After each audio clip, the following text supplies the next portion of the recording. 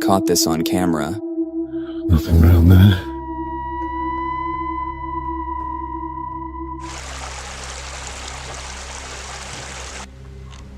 The weirdness continues.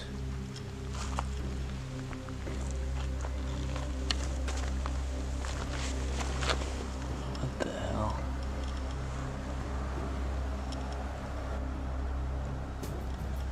See terrain to maneuver in.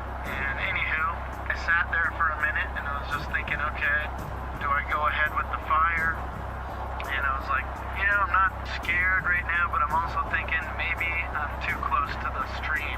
That's going to attract animals coming to get a drink. All that said, I decided... Oh, they've moved. They moved over to the pillow. Oh my god. That was the tail.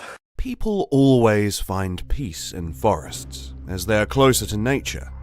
Have you ever wondered what would happen if you went camping and it turned into your worst nightmare? What made people scared of camping? Why do people record themselves as being terrified of camping? On December 20th, 2021, just before Thanksgiving, Phil set out for a peaceful overnight hike on the Appalachian Trail in Virginia. The woods were cold, the air was silent, and he looked forward to a quiet night under the stars. But as he walked deeper into the trail, things started to feel wrong. Something that was about to turn into his worst nightmare. Hi, Phil here from Hike Slam. Today I'm gonna hike into the woods a little bit here in Virginia and do an overnight. It's the day before Thanksgiving. It's supposed to be cold tonight, but I'm looking forward to it. This is gonna be a lot of fun. Last time I was on this section of trail, it was September, so leaves were on the trees. It was warm. Right now it's really nice. It's probably low 50s, but it'll be colder tonight, so I'll have a fire, have some food, set up my tent, and we'll see what we find. So I'm gonna get going here and find the camp spot and see if anybody's... He found pieces of trash scattered along the path, empty beer cans, a broken bat, and strange writings. One piece of garbage had a message written across it. "The hangman is coming down from the gallows." At first he laughed it off, but something about it disturbed him. So the hike's been awesome so far. I mean, I've only been out for about half hour. River behind me, really pretty day. As I was walking up, I saw some trash in the trail, and I came across this. So some Bud Light cans, plastic bat, some writing on some of this garbage.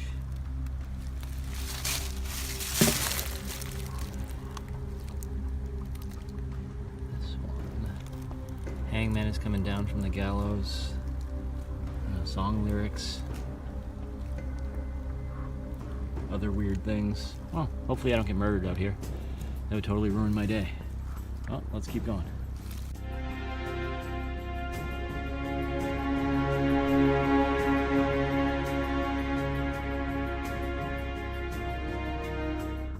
As the sun began to set, he stumbled upon a dead duck with its neck twisted. There was a note pinned to it, the ink fresh, the words chilling. Who has just left this duck in between nowhere? Why would someone do that?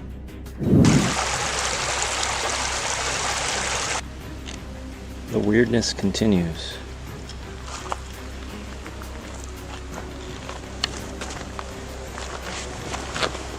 What the hell?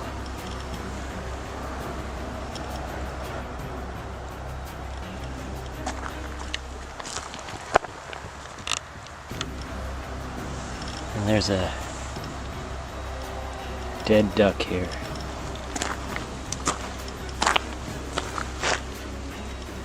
A very long note.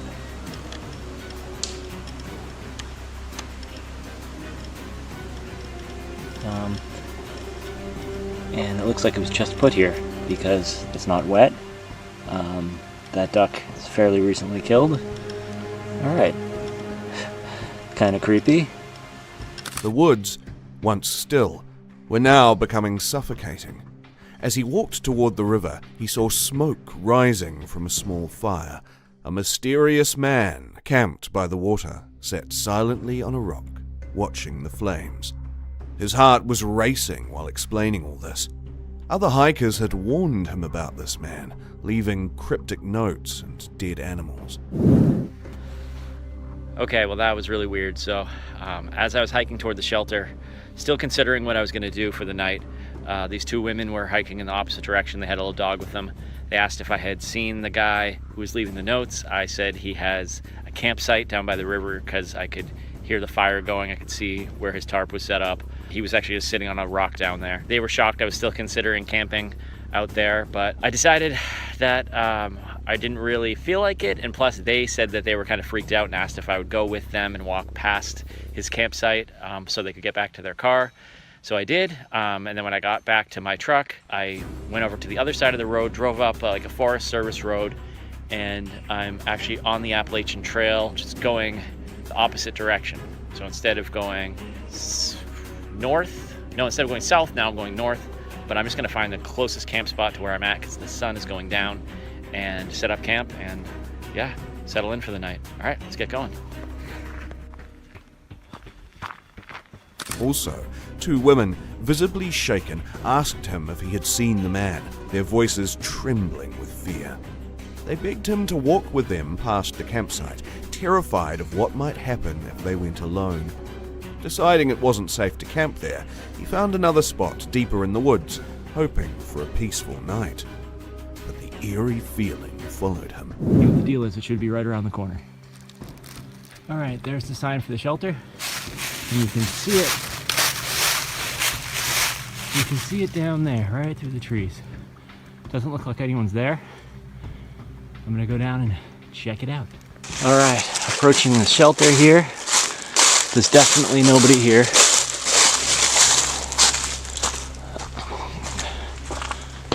think there's a knit cap there. Pretty clean. Shelter log. Pretty cool fire area there. It's set up kind of like a fireplace angled toward the shelter for heat, which is pretty neat. I'll have a fire in there in a little bit. All right, let's see. I can hear water flowing down here. Everything was fine, till some point. Phil was trying his best to not freak out. That night, as he sat by the fire at a different shelter, the horror wasn't over yet. He found the same disturbing handwriting in the logbook.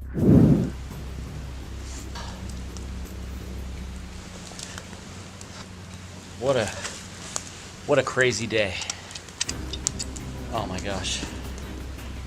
So I had the one campsite in mind, the Mats Creek shelter, and based on the crazy notes I saw and the dead animals and I don't know, running into those women on the trail who were scared, I'm glad I made the decision not to camp down there because I would have just been freaked out the whole time. This is only about 2 miles from that other campsite, but it's on the other side of the road, still on the Appalachian Trail, but far enough away that I feel safe, which is good. Fire's throwing off a good amount of heat right now. It's a nice feeling to have dinner done, dishes done, tent set up with a sleeping bag in it, fire going. So I'm gonna celebrate a little bit of a hobo blanket here, a little whiskey. Messages filled with Bible verses, strange ramblings and chilling warnings. His skin shivered with fear.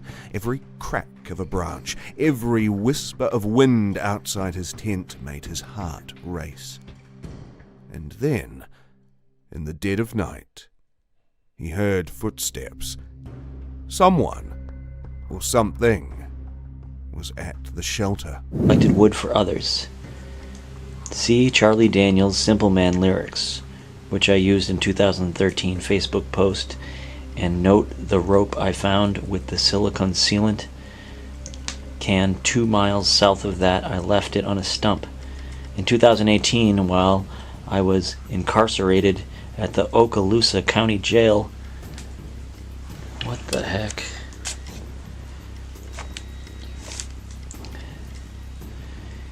In solitary confinement, I figured the following out. Refer to Isaiah 28:15 through 9. Here in early 2017, Trump, Nebo, allowed Obama to have the special use of the Air Force One for a trip to Palm Springs. This is the same ramblings from the guy that was on the other side of the river. That's kind of scary. Kind of weird. Those women down there said they were going to call the police on the guy. I know it's really hard to read in this light. Sorry about that. Let me move that there. Wow, this is weird. It's just like it goes in one direction, then immediately goes in a completely different direction. And there's just so much of it. He didn't wait to see who it was. Grabbing his gear, he fled into the night. The feeling of being watched scared him. As he hiked back to his truck, he kept looking over his shoulder, terrified that the light from the stranger's headlamp would appear behind him, following him out of the woods. One line stood out. The dead do walk and talk. The same handwriting as the garbage. What the hell is going on here? I'm in the shelter. I'm packing up my stuff to go into my tent, and they have these things that they put in shelters a lot to hang your food bag from, so like mice can't get to it. Look at this one. What do you know? Same handwriting as the one in the book, and that garbage on the trail from that same dude. So it says, watch out for yeet mouse. The dead do walk and talk. Like, what the hell is going on? Alright, I'm going to go into my tent now. So I'm in my tent now. Fire's been put out. All my gear's in here. I'm a little on edge. So at first I had to convince myself it wasn't what I thought I heard, but it definitely was somebody down there. So I didn't even wait to see or go down to see who it was, see if it was like a bunch of teenage girls or something. I don't know. I was just like, I am getting out of here. So I packed up all my stuff, and I packed it up very quickly. I don't think I left anything behind, and I just walked past. As I walked past, I did look. It did look like a single guy hanging out in the shelter. He had a headlamp on. All I could really see was the light from the headlamp, so I could have been wrong. But man, it was yeah. So I don't know. I just got out of there, and like that's the thing. It's like it was probably a guy who was out like me, like out and wants to just go camping or spend a night out. Beautiful night. But I wasn't gonna hang around. I don't know. I guess Who would creep out the hikers and campers who were just there to enjoy nature? Were those all notes written by the guy, or was it something else? I guess we will never find out, because Phil decided to leave before morning as well. This was one of the most horrifying encounters a camper could have. This is going to be one of his worst nightmares. He might not be able to camp alone again. With that being said, let's move on to our second encounter. On August 12th, 2024, this man with a YouTube named The Hoggett Project decided to travel into the Washington Mountains ready for a peaceful night under the stars. The campsite was perfect, with soft ground and the woods were calm and peaceful. And I'm thinking of going up to the top there, having a look. If that doesn't work, back in here looks like it's flattening out. Made it to the top. It's a nice creek that comes through here, and you can have a look-see all the way down the pipeline.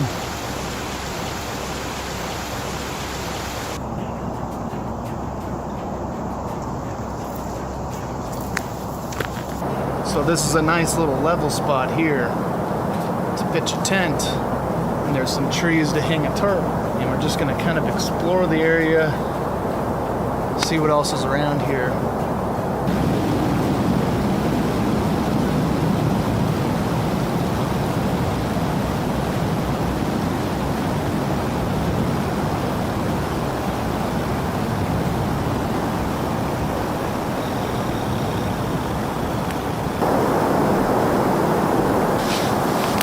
As it got dark, strange sounds started coming.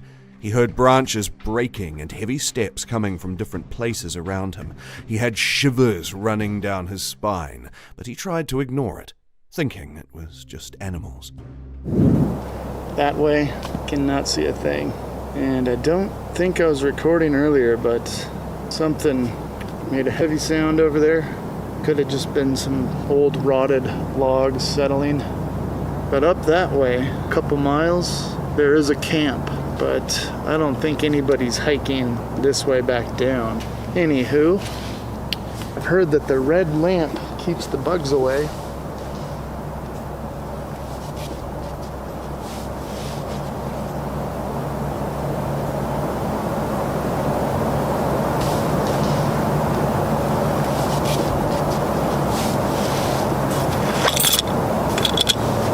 I don't know if that was me or something over there.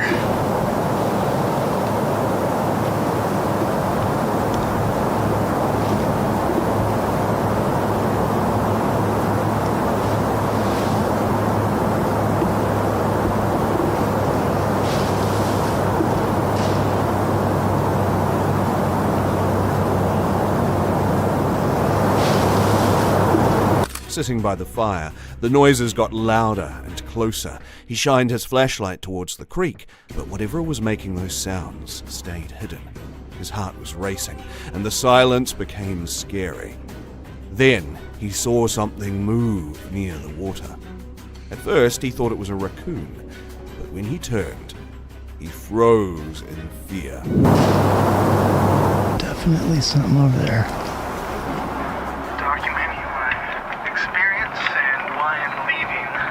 It's basically, it was all set up. It was getting dark. I had just gathered all the firewood.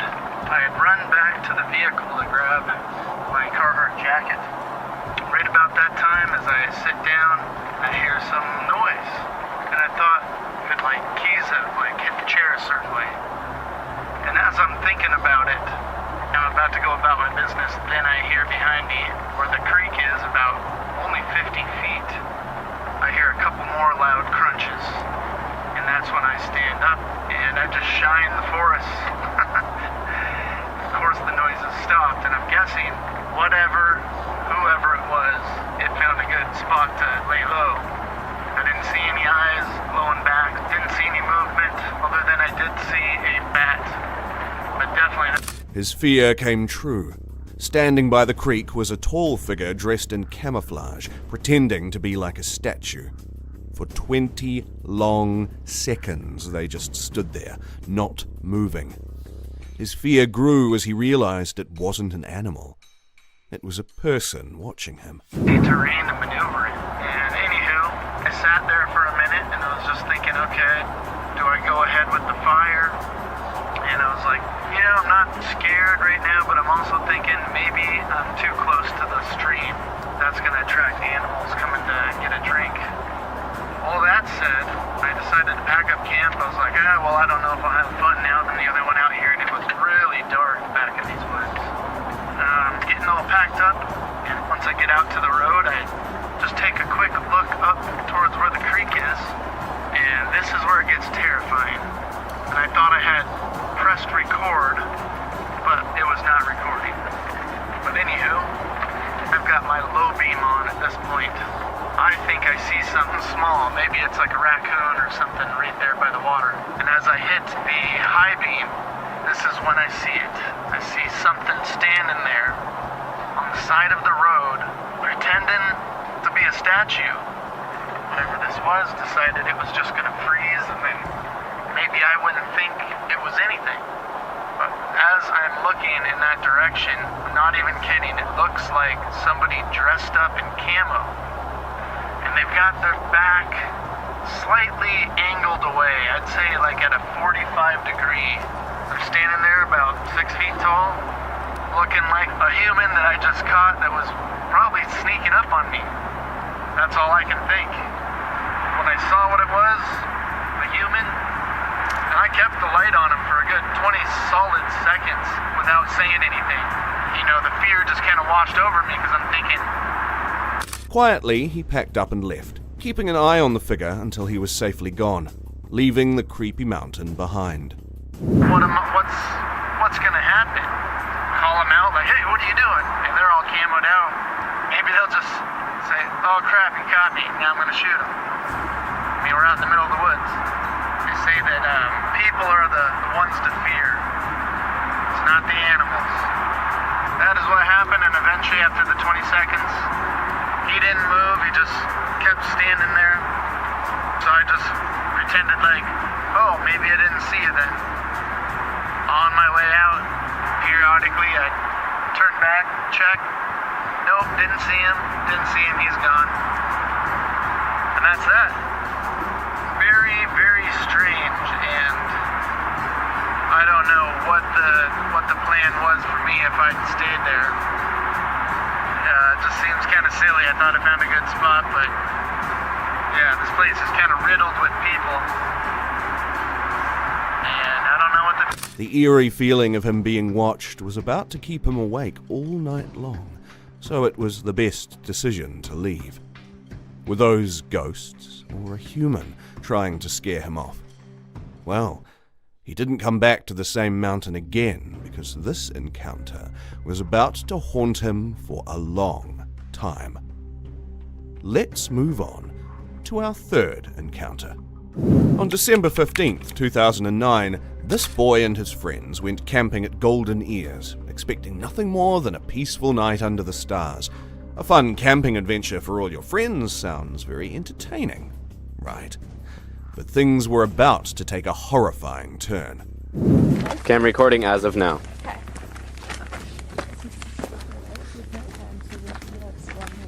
Okay, first there's some beer cans that he was drinking. But those are ours. No, they're not. Bud Light Lime. I think they are. The other one didn't look like ours. You know, all of our videos are just going to look like the Blair Witch Project. Guessing I'm the only one that's seen it. I think it's seen. Liz, this was not the way we took. Did we go? Oh, we went through this like. Liz, I don't want to do this. No, we went through here. We went through the road. Wait, what's the underwear? What? The underwear. We haven't reached it yet. Okay. I didn't know if it was... Wait, have we reached it yet? I don't even know. This is the fire, so we already passed the underwear. Let's keep going. Okay. So this is the fire that had the candle inside. Where there's the candle. Let's give a shot of that, Nikki. Nikki? Fire that had a candle inside. That's the candle. Oh, I see the candle. Yeah, see? It's one of those like tea light thing. As they explored the beach, they stumbled upon strange, weird things. A candle burning inside a makeshift fire pit, a noose hanging from a nearby tree, and an old pillow left on a log. There's no reason why this thing should be placed here. But the scariest part was yet to come. So we saw it okay. I'm sure you'll be able to. There it is. Okay, I got the candle. No one's gonna sneak up on us. We're in a dark, secluded area of the woods with only flashlights and beer. We're fine. And no one knows where we are. Yeah, we're fine. We're not going to be very good at No, Craig and Colin know where we are. Yeah, we told them. We'll be fine.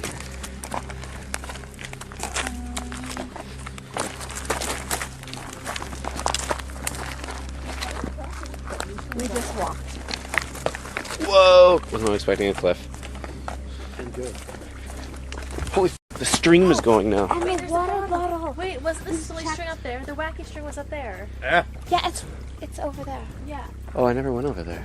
Well, there's wacky string up there. Okay, well, let's just go to the pillow and the noose. You guys know I'm gonna go home. Let's go. Whoa. Homeless guy grabbed me for a second. We're gonna put another random toilet paper. No, come with us. You've got the light. You have to come with us. No, go back Grab by my arm. yourself, Nikki. That's about 10 times scarier. That's true. The person waiting alone never has a good time. They get their close-up and death scene.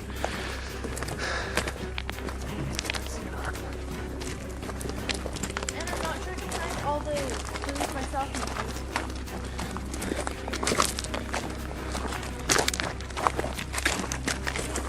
You know how awesome that would be if he's actually there?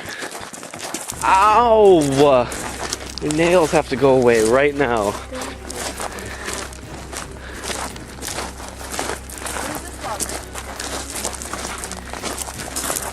With the pillow on it. Did you guys find the pillow? The pillow's on the log up here. Right there, see? Nikki, the selector gone. Okay, there they are. Okay, good. Oh, There's- that pillow. There's the pillow, guys. Okay. We came, we saw, we turned. Oh, wait, the noose. Wait, what about the... The most chilling discovery was a gravesite that hadn't been there earlier in the day.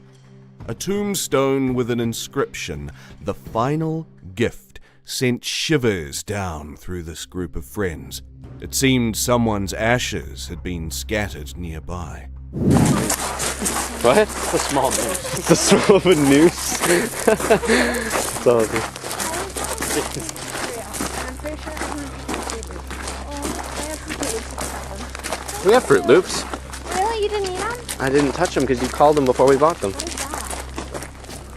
Oh my god, what is Is that a sign?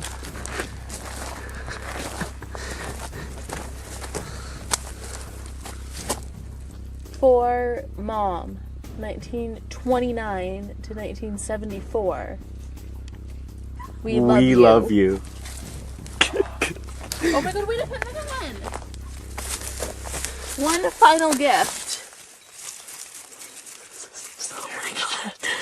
Scatter me not To release. to release something. My Pointless. ashes My ashes to to the the sky. sky.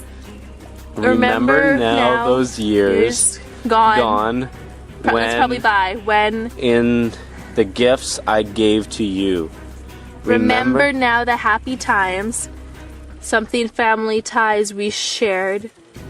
Don't something my resting. As the night deepened, an eerie sense of being watched crept over them.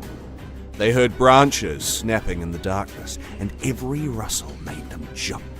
Voices were echoing in the forest, but no one was there. You see? Okay. Hey, don't go too fast. You guys have the flashlights. You guys are too up. Well, you guys have the flashlights. Still recording. Yeah. I recorded all that crazy stuff. All you can really hear is voices. I think I heard something in the forest or No, something. you did not. It sounded like breaking branches. You did hear nothing.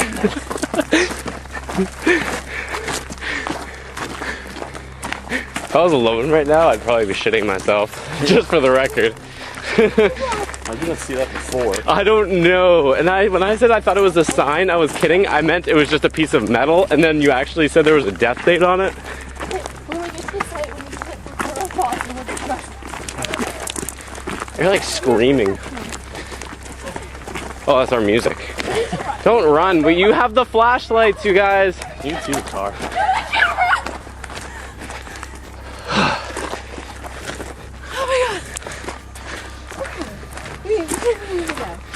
I think this whole video has to go on Facebook. Was this just an evil prank played by the boys on the girl just to scare them? Someone was out there, disturbed by their presence. They knew they shouldn't have touched the grave, and now, whatever had been laid to rest wasn't going to let them leave. That's from 1974. Hey, isn't that 15 years ago? Yeah. I don't know, I thought maybe that meant significantly to somebody, and that would freak them out. Wait, we need to go like lead against the car and just discuss this. We need to get in the city of our. Hey, do you think the squatter was really the dead guy? And the pillow's been there for 15 years? Okay. Oh my god! Confessional. Oh my god! That wasn't a squatter. That was a ghost. Oh my god! Oh my god! We're gonna die. We were like in their sight. Oh my god! Oh my god! You were the one who was sitting in it. I didn't. You sat in their ashes. I didn't know it was their ashes when I sat down. I just wanted to read. Liz, turn around. What? Just gonna make sure there's no ash on you. There's no ashes on me. It's 15 years old. They've all like blown away. Liz, if there's a ghost, it never blows away. No, they've moved. They moved over to the pillow. Oh my god. That was the tale. The girls were definitely scared, but the mystery of the grave remains. With that being said, let's move on to our fourth scary camping encounter. On August 21st, 2024, He was repeatedly told not to go to the mountain. Locals said no one had ever come back alive from there. A massive thud hits the ground. I jumped up, unzipped it, put my torch on, and there's a rock on the floor that wasn't there when I went to bed. The people begged him and warned him, but he didn't listen.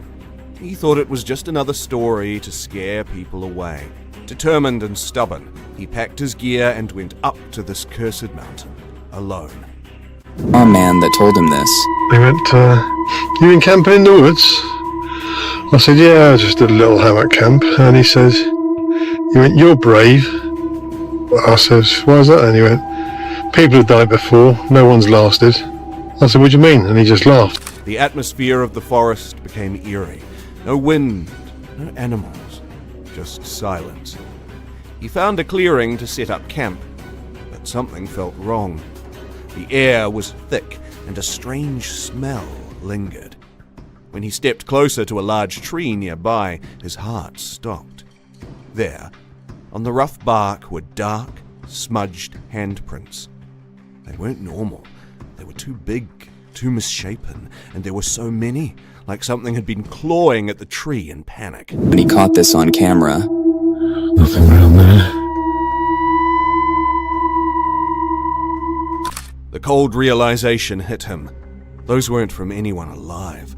And now he wasn't sure if he would make it through the night.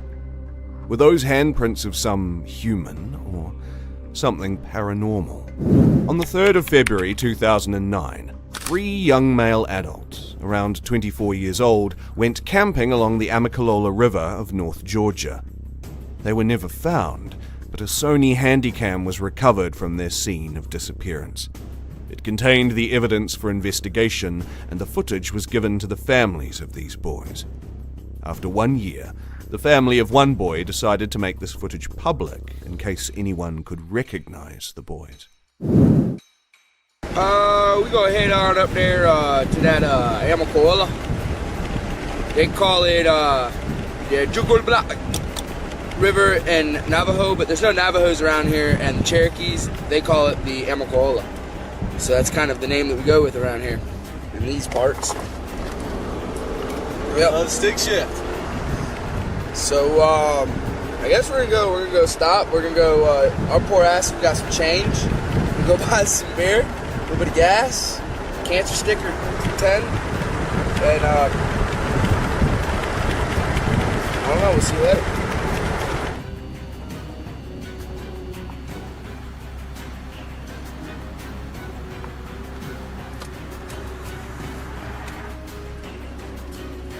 Well, we just got done paying with change, and you went to high school with that girl. Yeah, I was like, What? I know you. Yeah. It's like, that's because we went to school together. I was like, These boys were seen laughing, enjoying every moment of the way to their destination. They didn't have the slightest idea that they won't be able to watch the sunrise again. We're gonna have us a good time here. crack another beer. Is that me I'm looking at when I look at the thing? Yeah. So what are we gonna do? Who we could holler at? I mean, that's what I'm saying. Like, we don't know what we're gonna do. Dude, I'm about to drive around here and find some fucking where we can go. Where it doesn't have any fucking posted signs, where it's just off the beaten path. And Oh, there is nowhere around here like that. I just passed probably 12 different little cutaways on the way up here. I mean, I'd rather get in trouble for camping somewhere not allowed to than camping somewhere not allowed to and trespassing. You get shot for trespassing. You have a sign that says that first one. These little spot right over here. Is there? Yeah. I don't know though, I kinda wanna hike a little further back though. I brought some fire starter. They seemed to be a bit worried about the darkness, but they started their trail. That trail starts to head up that mountain, right up that way, so we can either set it here, hike up the mountain for a minute and see if we got anything worthwhile, huh? That's it.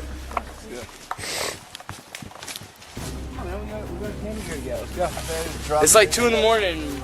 We just found a campsite. Everything that was in my pocket's gone. I just went like this.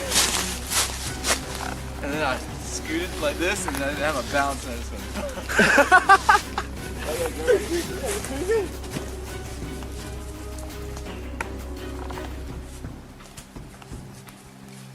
Bad. I didn't do that.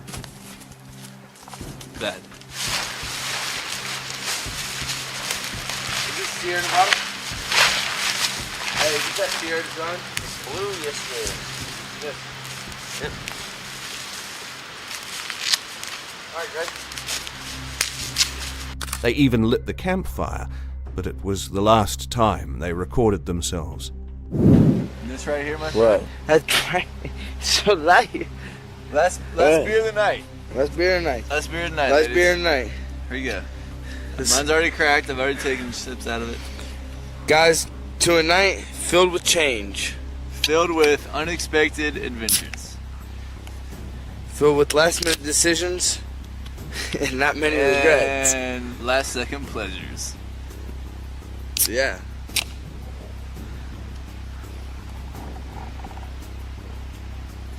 This right here will be saved for our return. To light it up, get us warm, bring us back in the zone. Indeed. Are we going somewhere? We're going that way.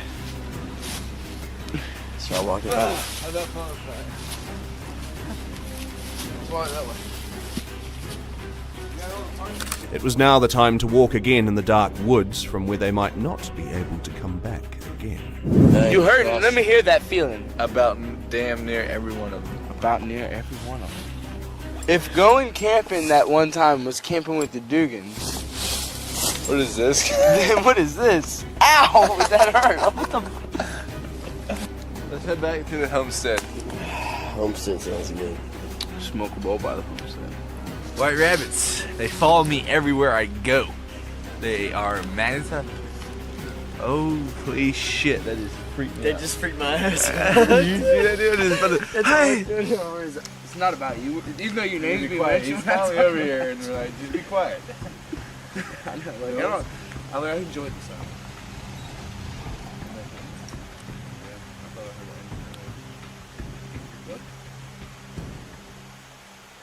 You serious? A little bit.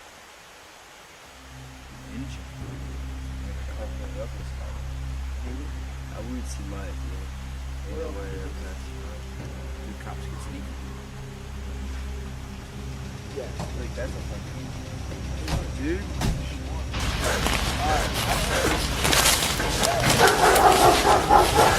They were attacked by the wild dogs. They ran to save their lives, but somewhere in between they lost their camera. Were they eaten alive by those wild creatures? Or they died and got eaten by parasites?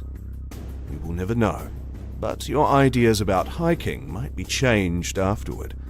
With that being said, let's move on to our last case. It was August 16th, 2009, when he and his cousin decided to go on a camping trip. They had heard about the story of Billy Williams, a boy who tragically died in the area years ago, falling off a cliff while riding his bicycle. Some said his ghost still haunted the place, but they didn't believe it. Until that day. Day one at the campsite.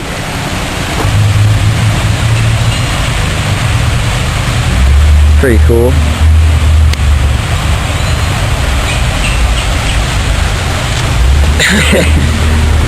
Cool. It's fucking awesome. It's a big drop, huh, Jake? Yep. Damn. Alright, let's go. Alright. Let's go exploring. Let's go look for that Billy kid. Billy. See where Billy went down on his bicycle.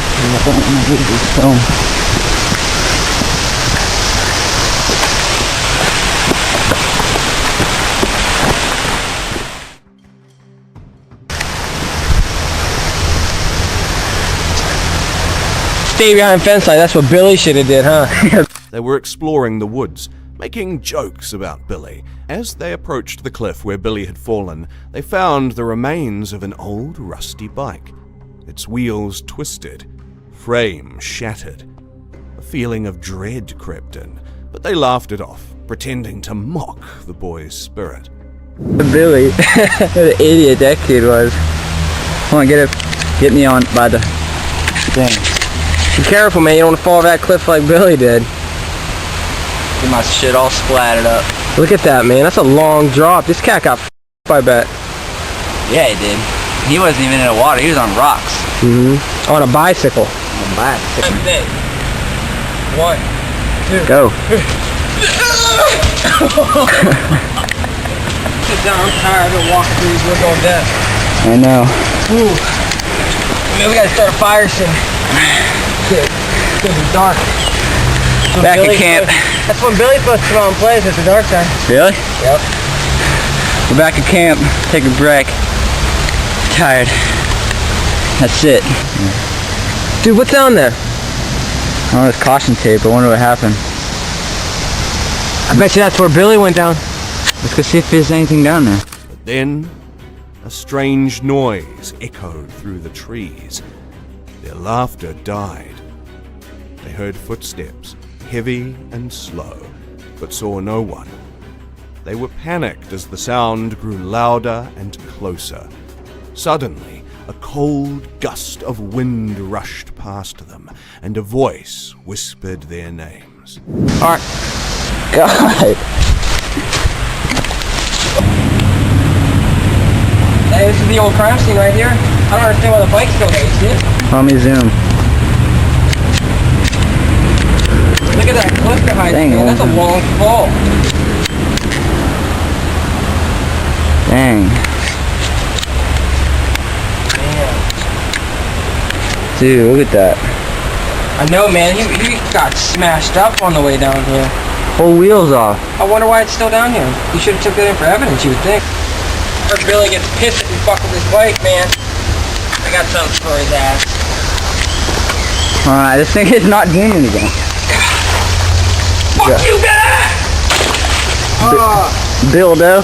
Bildo's gonna be so pissed. Alright, stop it. Where you at, Billy? Billy? What the fuck was that? Without thinking, they ran for their lives, stumbling through the dark forest, the cold air biting at their skin. But as they ran, something chased them, something unseen, something angry. The last thing he heard before they escaped was a loud crash. Shit.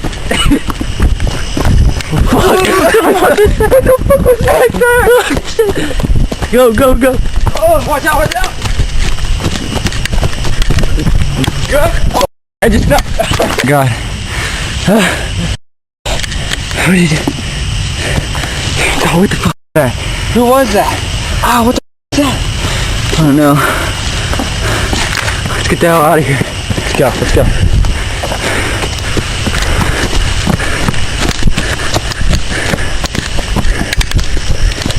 Oh my god. That was Billy. Billy! Alright.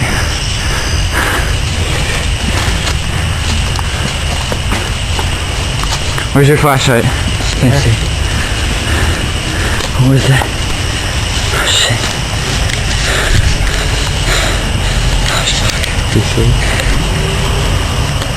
They didn't stop running until they reached the safety of their tent, but even then, they knew Billy wasn't finished with them. These 6 terrifying camping encounters show how quickly a peaceful trip can turn into a living nightmare. From eerie footsteps in the woods to mysterious figures watching from the dark, the unknown wanders in those shadows of the wilderness. Whether it's the ghost of a long-lost boy, or something far more sinister, these stories remind us that some places should be left alone. For those brave enough to venture into these haunted locations, the question remains, will you make it out alive? What if a quiet night in your truck turned into a fight to stay safe? On October 31st, 2022, this YouTuber, Ad's Adventures, set out in his stealth camper van for a Halloween adventure. He parked near a cemetery and ventured into the haunted woods after dark. While walking through the dense trees, he saw something he couldn't explain. a flickering light moving in the distance. Or winging it, I don't know where. What the hell was that? What's that? I've come up to that bit where the light was just shining. What? It's moved. I'm gonna have to go and check that out. Where the hell is it coming from? This might have been what was reflecting that light. It says, if you find this card, please pay it forward to do something kind today. Well, it looks like there's some sort of drop off down here. It goes down quite far. I mean, the last thing I want to do is stack it down a hill. There are a lot of noises in these woods, but at the same time, if I was in the woods on a normal night, I'd just think it's normal. It's only because I'm thinking I'm on a ghost hunt, so every little noise, I'm like, is that a ghost? But in all honesty, it's fine. It's frogs and pigeons. Pigeons! I love pigeons. The light on the top of my camera. He followed it, his flashlight barely able to let him see clearly in the darkness. When he reached the spot, there was nothing but trees and silence. As he wandered deeper into the woods, he felt uneasy. Then, he froze in fear. A shadowy figure appeared between the trees, but when he moved closer, it vanished into the night. The figure seemed human, yet something about it felt wrong. Right, I'm starting to get a little bit lost, I'm not gonna lie. But I think I'm gonna head back towards the way that I came because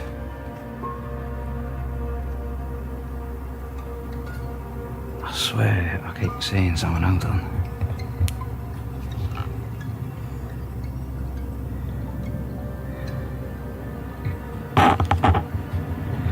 There's no one there, I swear there was.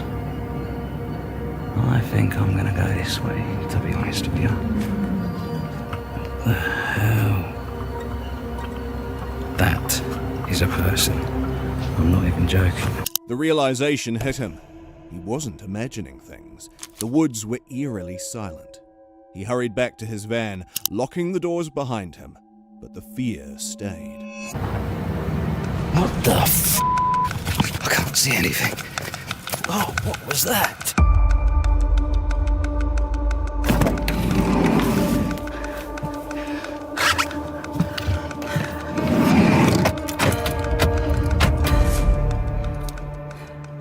Reviewing his footage the next day, he found nothing, just shadows and faint lights. Yet, it was one of his worst nightmares, making him question if he'd ever return to those woods again. With that being said, let's move on to our second disturbing camping experience. On April 19th, 2020, in Sun River Forest, a YouTuber named Noah set off on a camping trip. He thought it would be safe, a quiet night off a deserted road near Sun River, deep in the woods, where no one would find him, but he wasn't right about it. So I was originally not gonna make this video just because I don't really have my setup or anything yet.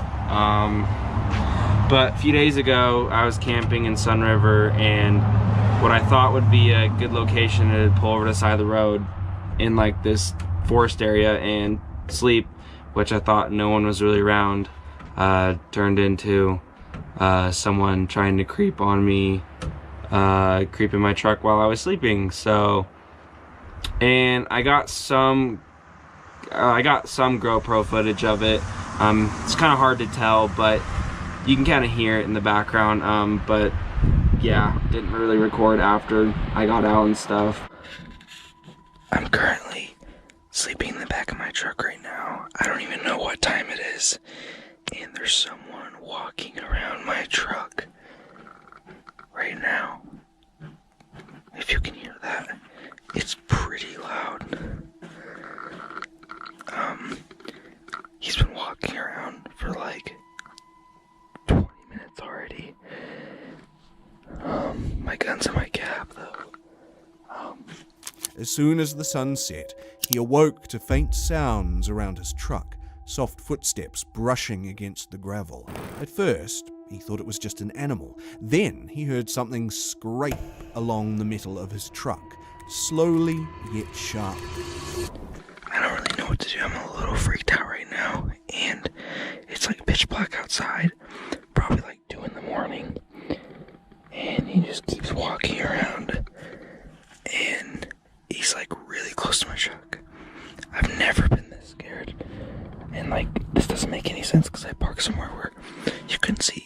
was on that road. Wait, he's touching my truck.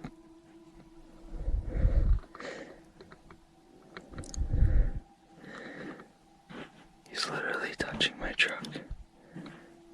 How am I supposed to get him away? He's literally knocking. He's literally knocking on my truck. The canopy, the back door's locked. I've never been this scared before ever. I don't think he knows that there's anyone in here.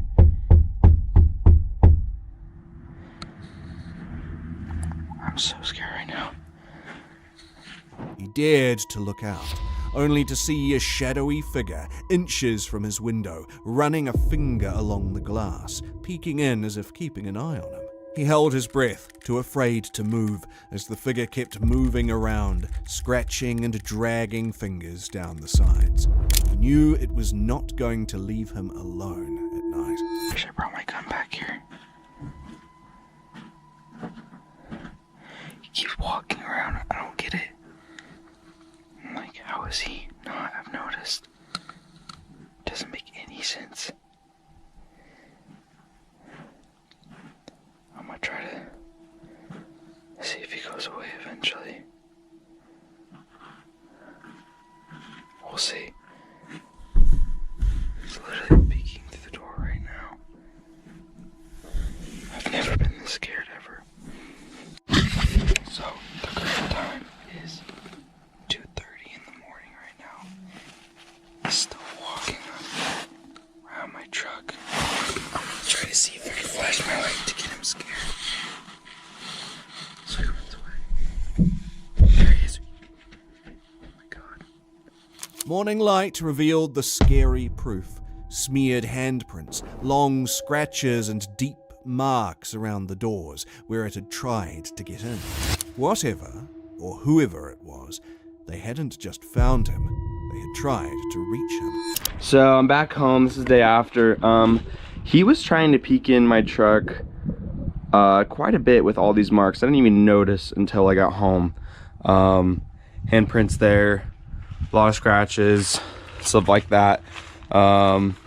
Dragging his finger on my side of my truck.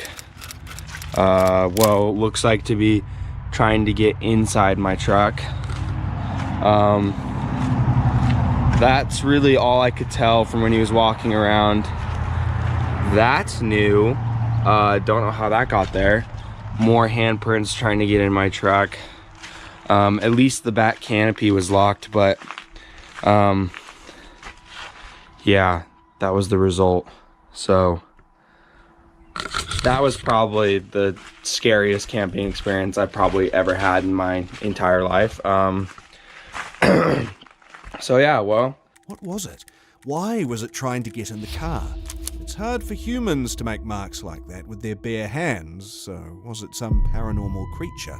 With these questions still in our minds, let's move on to our third piece of footage. On October 31st, 2022, this man, along with his friends, decided to stealth camp in Box Hill, UK. He parked his stealth camper in the secluded car park near Box Hill, Surrey. The night began peacefully with warm food and quiet countryside views, but he was alone for the night. And then, almost around midnight, the calm shattered. Strange noises echoed from the woods.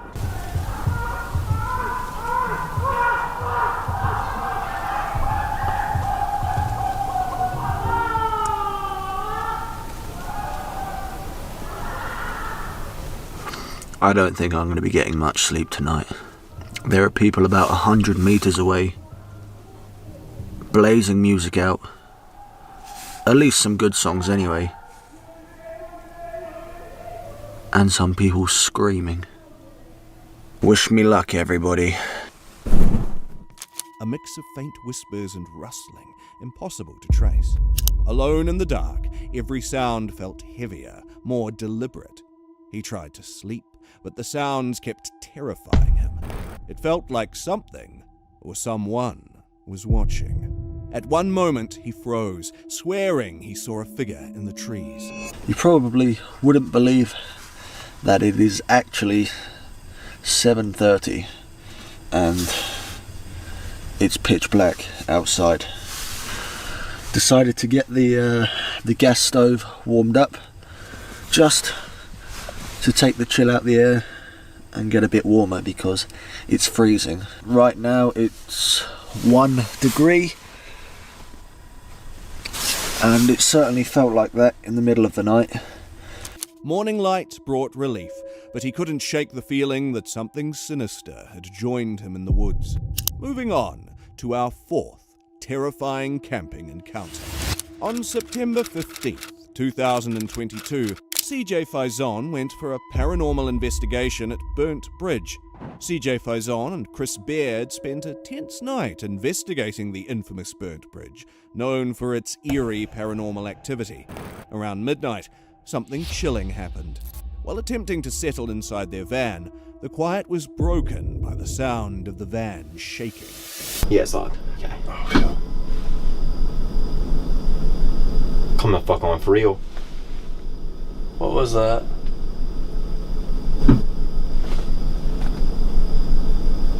Not fucking now. What the fuck is that? I don't want to see anything. It sounds like someone's like touching the outside of the van, right? Sounds like they're like grabbing the handle. This is not happening. Shut the fuck up. I feel safer with my hood up too. It felt like unseen hands were shaking it side to side. Both men froze in fear, hesitant to check outside, convinced that something was trying to get in. You know what? Fuck this. I'm doing the back windows too. Can you do the front one while you're up there? Oh yeah. Oh damn. It's fucking hanging. Putting them all up. Oh man, I feel like slightly safer, and I'm glad that you're at the front door. You'll have to jump over me. Because whatever demon comes in here, if there's any demons, we welcome you inside the van. No, we do not. Yeah, we do. Yeah. We summon you right now. Go touch the bald guy. He wants a succubus to join him tonight in bed. I'm not looking at you, I swear. I'm sleeping. Please don't look at me. Please don't look at me. Fuck it.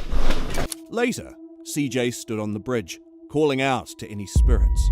Suddenly, the atmosphere grew thick, and distant sounds of movement echoed. Something unseen felt dangerously close. Someone was at that bridge. CJ hurried back to the van, only for the banging on the windows to start again.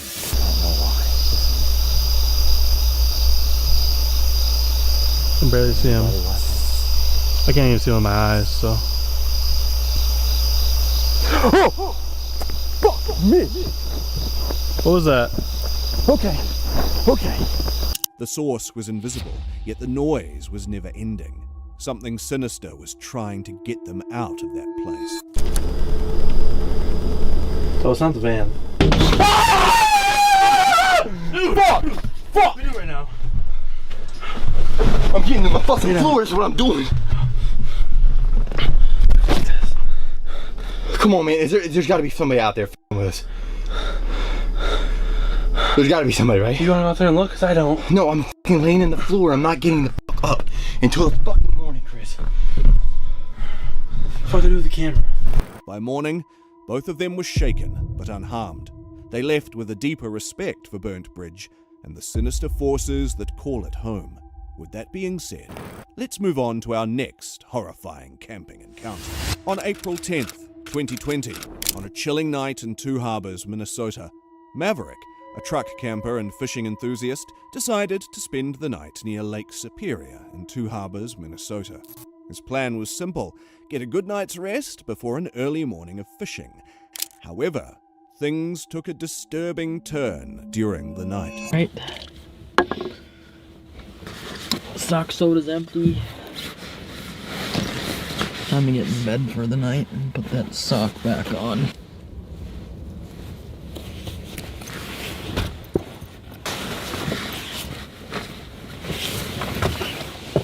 Alright, so I'm gonna get my last layer off and then hit the sack, but I guess this is good night.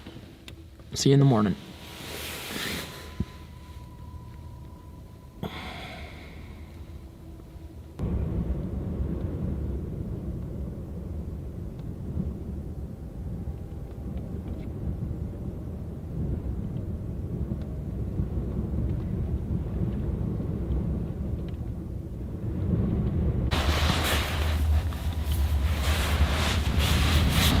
While trying to sleep in his truck bed, he heard strange noises nearby.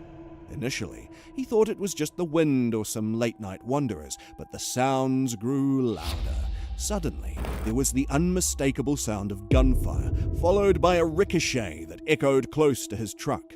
He froze in fear, realizing that someone was shooting recklessly in the dark. Has died. It's about 2:30 in the morning, and I tried to get a little clip of it before my camera died, but there was like 2 kids out this way, and I woke up to it sounded like something dragging on the ground. I couldn't tell exactly where it was, but it sounded like it was in this general direction and close to the truck, because the wind is making so much noise in my truck. It had to have been close. This dragging goes on, and then all of a sudden there's a pop. I couldn't tell what it was at first, but then I realized that it was the sound of a gun, because there was the sound of a ricocheting bullet hitting concrete. It made the pew sound. I know my reenactment noises are great, but it was pretty scary. Another one went off, and it sounded like... Maverick identified the source of the sound. A group of teenagers had dragged a metal garbage can and were shooting at it with a .22 rifle. The loud sounds of the shooting near his truck made him uneasy. It was at first, but then I realized that it was the sound of a gun, because there was the sound of a ricocheting bullet hitting concrete. It made the pew sound. I know my reenactment noises are great, but it was pretty scary. Another one went off, and it sounded like a small gun, like a .22 or something, but it's 2:30 or 3 in the morning, and there's high schoolers outside of my truck playing with the gun. That's really reassuring. So, I've never felt more unsafe truck camping somewhere. It's just, if I hear them come back, and I hear that gun go off again, I'm probably just gonna have to set my car alarm off, because I'd hate for a... Though the teens eventually left, Maverick spent the rest of the night tense, unable to shake the sense of danger. The experience left him shaken, a harsh reminder of how quickly a peaceful night in the wilderness can turn into something far more sinister. With that being said, let's move on to our next case. On December 10th, 2021, the woods were silent except for the occasional rustle of leaves outside the van. It was a chilly December evening, and the camper was focused on preparing a simple meal in his off-grid setup. However, at late night, something strange happened. Just give it a nice little squish. Ooh, might need to sharpen this knife too. It's okay though. We still having fun. We still gonna make a delicious meal, you know what I'm saying? It don't matter how sharp the knife is. It just matters how much fun you having while you chopping the ingredients up, you know what I'm saying? So these are ghost peppers? It's not even hot, bro. It's not even hot. Oh, dang, she boiling already. Okay, chill. I'm gonna be snacking on these peppers, you know what I'm saying? They're good.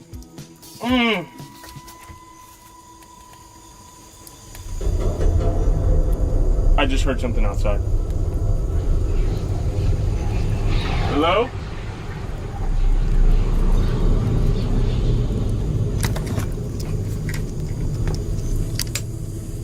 Hello?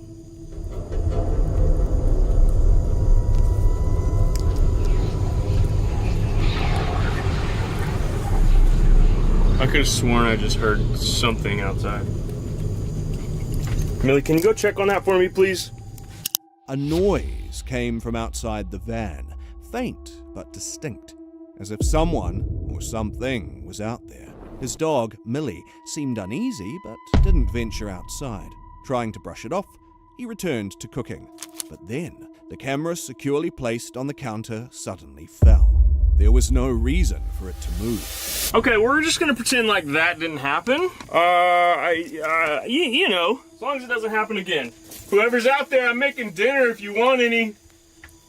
Just come on in. Oh! Woo! Oh! I don't know what just happened, but the camera just fell. Okay, is it freaking haunted or something here? Whatever, I don't care. I am going... He tried to focus on his meal and some gaming to distract himself, but the thought of being watched never left his mind. Whatever had made that sound and knocked over the camera hadn't left. It was still out there, waiting. Let's move on to our 7th disturbing camping experience. On September 12th, 2023, it was supposed to be a normal truck camping night. The man had parked in a quiet spot, ready to relax with some food and entertainment, but the peaceful evening soon took a terrifying turn.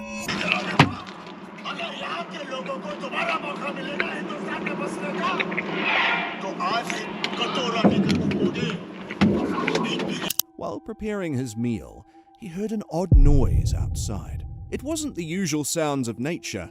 It was something unfamiliar, like faint footsteps shuffling around his truck. Grabbing a flashlight, he stepped outside, scanning the area. The night was still, and nothing seemed out of place. But as he turned to head back, he swore he saw a shadow move just beyond the trees. He called out, but received no answer. What?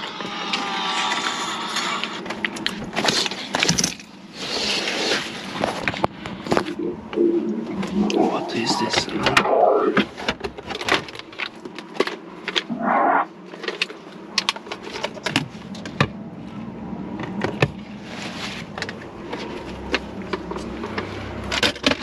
Fuck.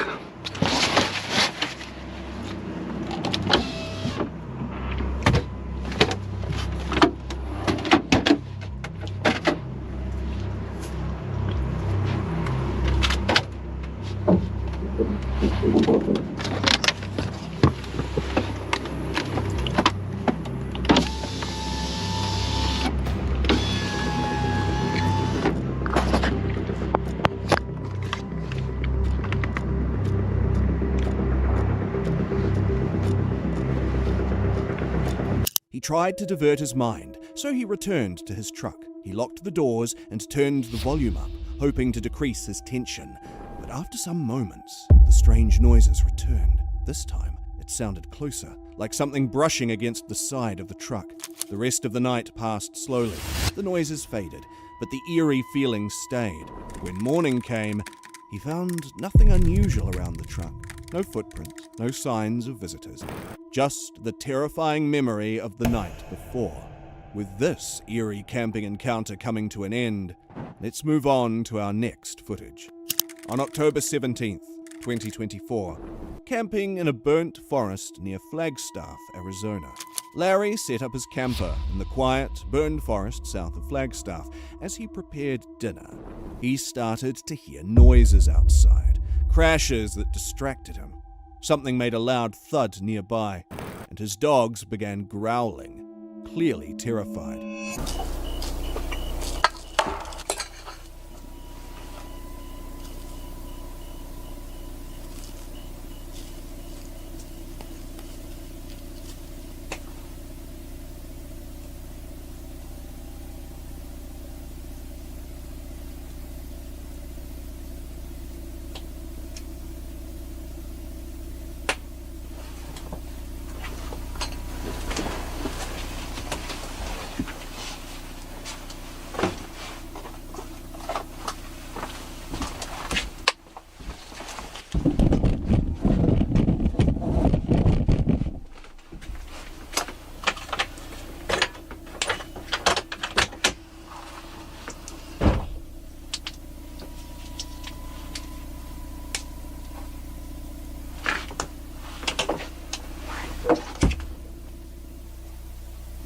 Probably just a stick, though. He stepped outside with a flashlight, scanning the area, but found nothing. As the night deepened, the unsettling noises grew louder, coming closer to the campfire.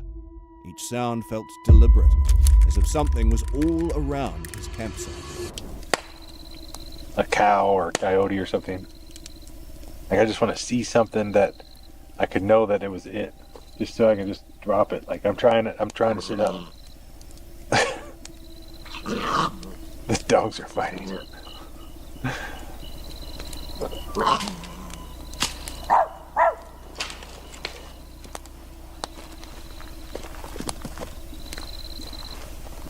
Nothing, buddy.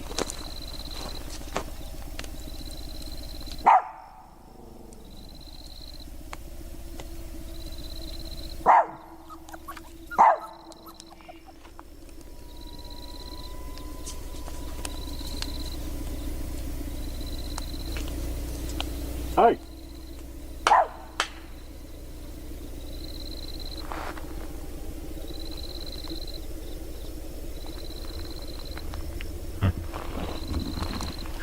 Larry brought his dogs inside, locked the doors, and stayed awake for hours, listening to the eerie sound outside. When the sunrise happened, the forest was silent again, leaving no sign of what might have been out there in the dark. No one will ever know what was out there. With that being said, let's move on to our ninth eerie piece of footage. On October 2nd, 2024, he went through the dark trail toward the abandoned watchtower at Cape Henlopen State Park late at night. He had heard the stories, tales of an old soldier's spirit wandering the area, so curiosity made him investigate. But as he approached, something felt wrong. I don't know if you guys can tell, it's raining right now. Guys, my heart is beating so fast right now. We're going down the trail. I don't know, I don't really have a flashlight. Okay, the watchtower is up here.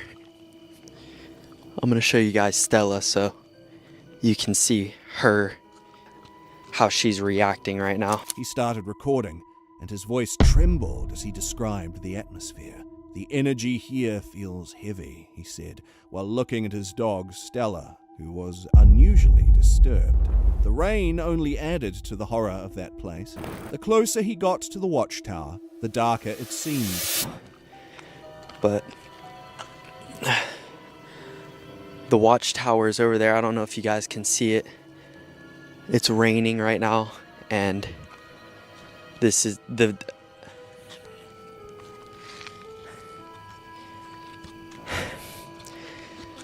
I'm not gonna lie, like, I definitely feel like a very dark energy around here. Suddenly, a loud noise shattered the silence. He couldn't tell what it was, but it was close, very close. Stella barked, her ears pinned back in fear. Without waiting to find out, he ran, his camera shaking as he was running back to his truck, with chills running down his spine. Hell nah, bro. The energy around this just does not feel right. Alright, guys. I gotta get out of here.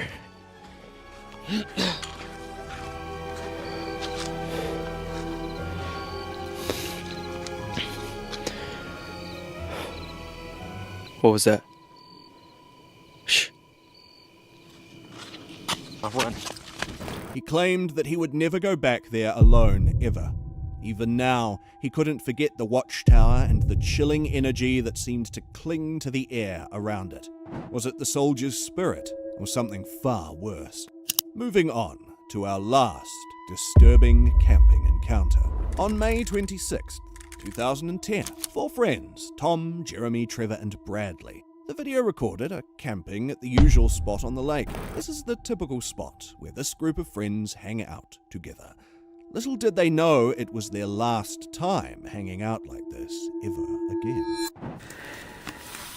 Alright, boys, this is Camping 2010 with Trevor and Jeremy and Tom. What's up? That I can't hardly see because it's really dark. I can't find the light on this thing, dude. Hello. It's just kind of, I see Trevor waving. Okay. Here, I'll get my phone. Let's see me get up and get the fire. Here, oh. That's there he is, Tom. We're gonna do some rope swing madness later, hopefully. Jeremy, I can't see you, buddy, but he's somewhere. There's his leg. He's somewhere in that vicinity. What would we do with the hot dogs? We need some hot dogs. I'm hungry. I could go for some marshmallows, dude. For some It's our campfire. Centinela candles. You can't focus on those. I'm still trying to figure out this camera, dude. It's brand new. Did somebody poop? Not this guy. Sorry. Trevor. Jeremy. Jeremy. Jeremy. Jeremy booted. He's just awake. It probably is. Bradley, holding the camera, notices something strange in the woods. The figure isn't visible, but its eyes are. Those aren't just normal eyes. They are glowing red eyes, piercing through the soul of whoever stares at them. Man, that smoke is killing my eyes. Yeah, it's pretty brutal. It's weird. Is this the sleeping quarters? Our candles. Yeah, the keep candles our keep the keep bugs our out. bugs off of us. No tent because we're men. No tent. That's right, manly men. We sleep beneath the stars. Just us and stars. That's right. Man, Is that a full moon? guys, what is I that? think it is. Yeah, I Full think moon it's. night. What's what, Bradley? Seriously, guys, there's I know, something I really- behind. I seriously saw something over there. Dude, Tom, there did you not see it? Dude, there was Whatever. something there for like 2 Jeremy, Trevor, Dude. it was over there. Dude, whatever, man. Man, dude, put some more wood on this fire. I am not going to sit here Weird. with this thing. Dude, I'm telling you, it was there for like 2 seconds. Dude, it was probably Over there. squirrel. Yes, right over there where you're shining the light, in that area. Over there. I've never seen before. Yes, there was, Jeremy. But Tom and I both saw it, dude. It was probably a It was squirrel. nuts. It was nuts. The cameraman zoomed in until he captured a clear version of it. He tried to convince his friends that he saw something, but except Tom, everyone tried to brush him off. They claimed that he might be delusional, but he wasn't. Bradley was in full command of his faculties.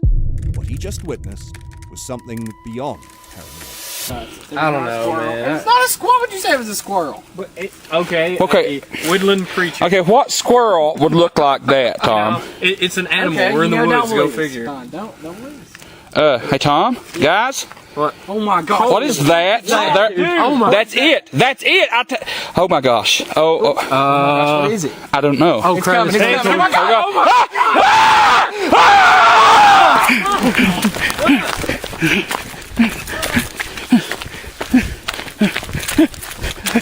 Get in, guys. Get in. Okay. Where's the keys? I don't know. Seen it. Where's Tom at? Where's Tom? Tom! All right, dude. We got the He came boat. over there. We'll come get you, dude. Tom. As soon as everyone witnessed those glowing red eyes, they knew they had to run. But while escaping that scary place, they forgot if everyone was together. Someone was left behind, and it was Tom. Tom. Guys, I'm over here. Are you all right? Thank God. Are you okay? Dude, I think I lost it. I don't know. I think it's right behind me. I'm not sure. What is it, dude? What is I don't it? know. I couldn't You need what it to was. jump. Come on, get down here with us. You'll have to jump, Come on, Tom. get not jump. This is too high. Dude, if you don't jump, it's going to get you. You have to jump. It's like, oh my gosh! Ah! Come on, Tom. Come on, swim, man. Swim, Tom. Swim. Oh my God! Did you see it? No. No, we've not seen it. Oh my God! Oh my gosh! Wait, what is... Dude! What is...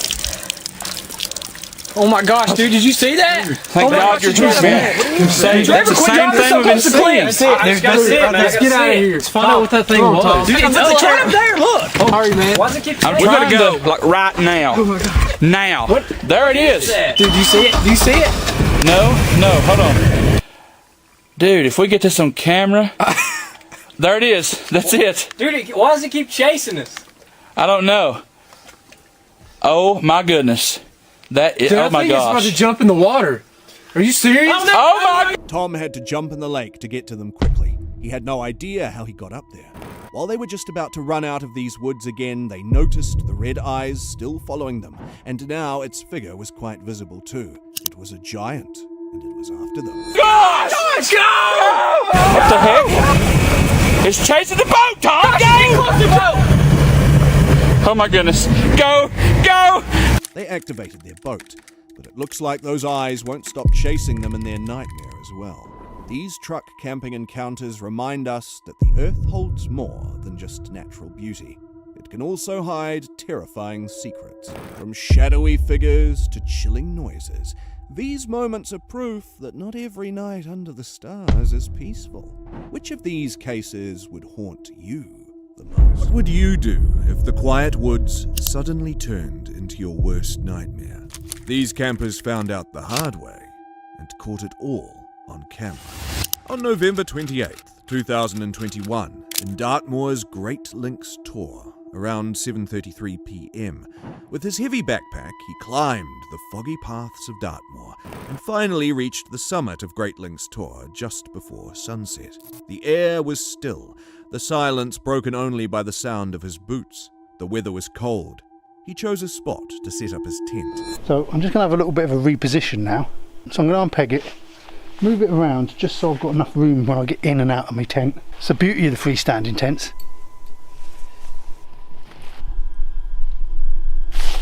There we go. So that's where I'm going to be. As he settled into his tent, the first disturbing sound came. A faint sound outside, but it was not the wind. He froze in fear, trying to listen closely.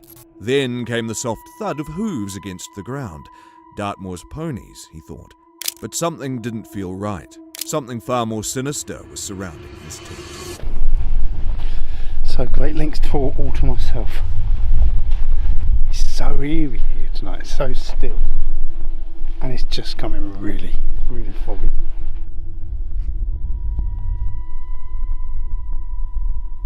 The sounds grew louder, circling his tent. He heard growls and the unmistakable sound of ropes being tugged. He peeked out, flashlight in hand, and saw shapes in the mist. The ponies? Or something else. One appeared near his tent pole, staring through the fog, its eyes reflected weirdly in the light. It's really no more mesh than... Wait!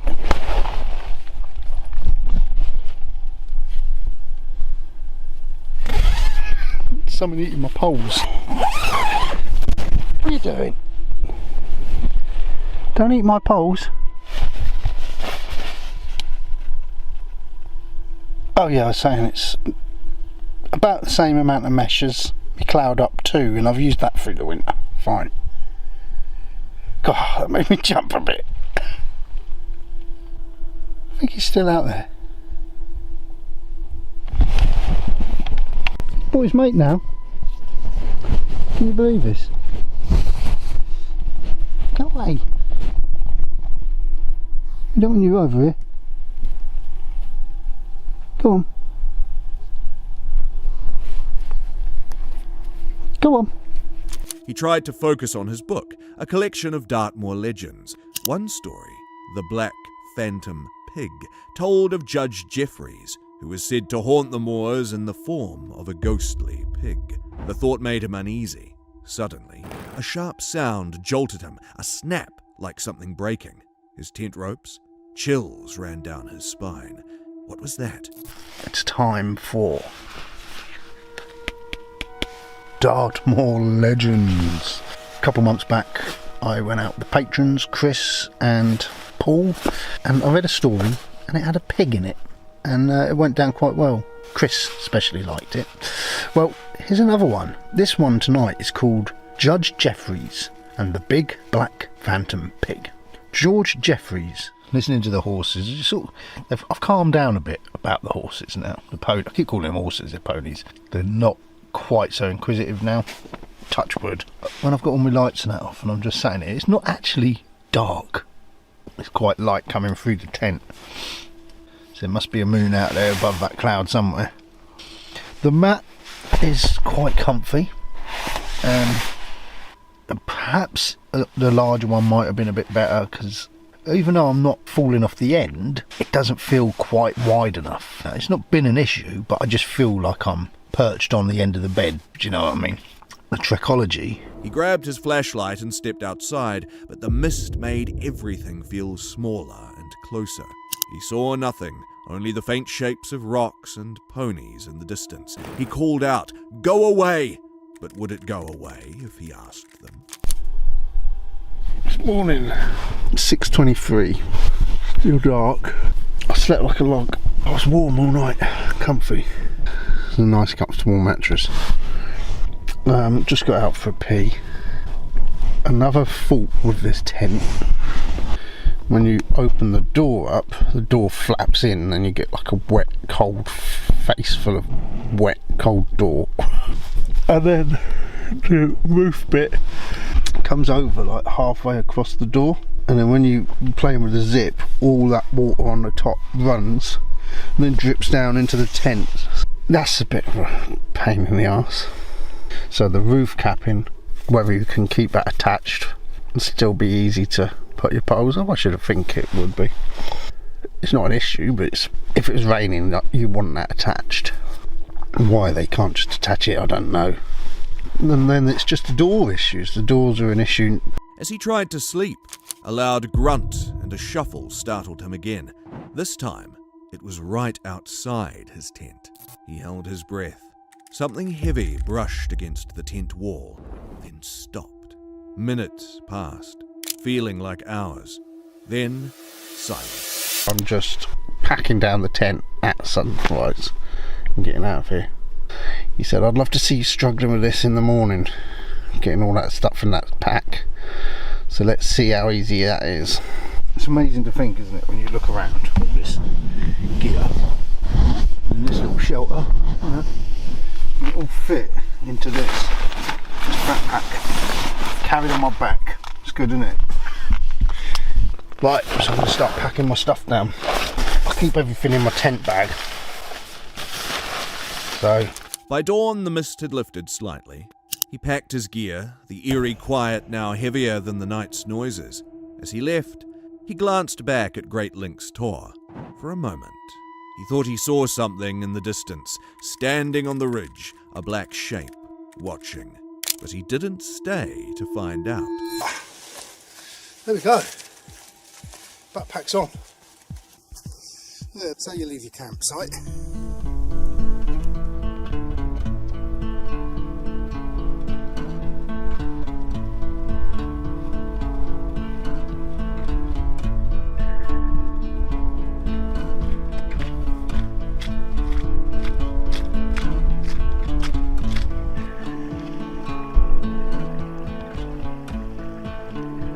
Moors kept their secrets, as they always had. With that being said, let's move on to our second piece of disturbing camping footage. On December 20th, 2021, during wild camping on White Edge Peak District, 10:14 p.m., he pitched his tent on White Edge, surrounded by the quiet beauty of the Peak District. Everything seemed peaceful, but he couldn't shake the disturbing feeling. So I'm out again, last camp of 2021. And for a change, somewhere different. So I'm at the Peak District. Been working up this way, so thought I'd take the opportunity to come and sneak out into Mesna country. Did a request on Facebook for places to go, so I've picked out somewhere which Dan Jones sent me. So thanks, Dan, if you're watching.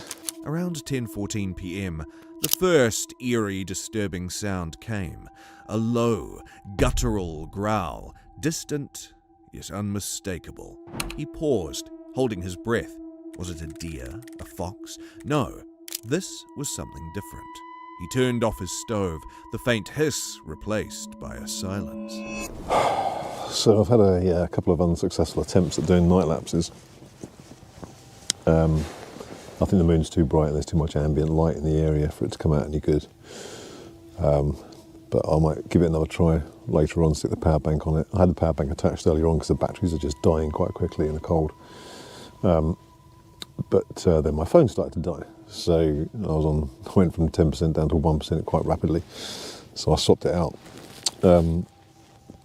Hopefully this is recording because I've made about 3 recordings now, and halfway through it stops the film but carries on with the audio, which is a bit weird. I don't know what's going on with this camera, but I don't think I'm going to be doing much more. It's about 9:30 now, so I'm probably going to hit the sack shortly, and I'll catch you guys in the morning.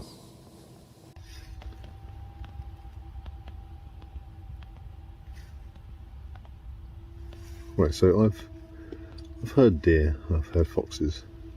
The growling returned, louder and more aggressive. It seemed to come from every direction, surrounding him.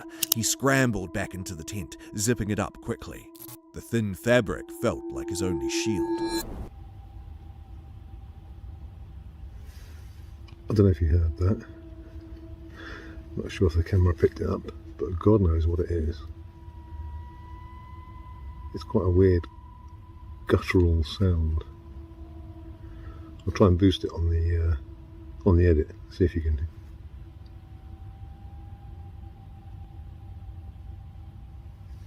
hear it, because that is really weird. The noises changed. He held his sleeping bag, trying to keep breathing. The steps stopped. Then something brushed against the tent wall. He froze, staring at the slight bulge as if something was leaning against it.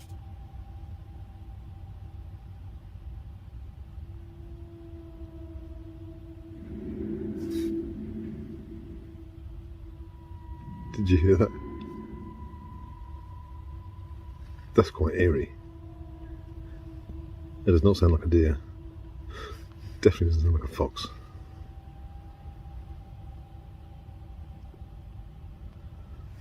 Odd. Right, I'm going to zip up and put my earplugs in, I think. Try and get some sleep, and hopefully I'll still be here in the morning. Good night. Good morning. I'm acting like I've just woke up. It's about 7 o'clock. I've been up since 5. Morning couldn't come fast enough. He was exhausted but relieved to see the first rays of sunlight.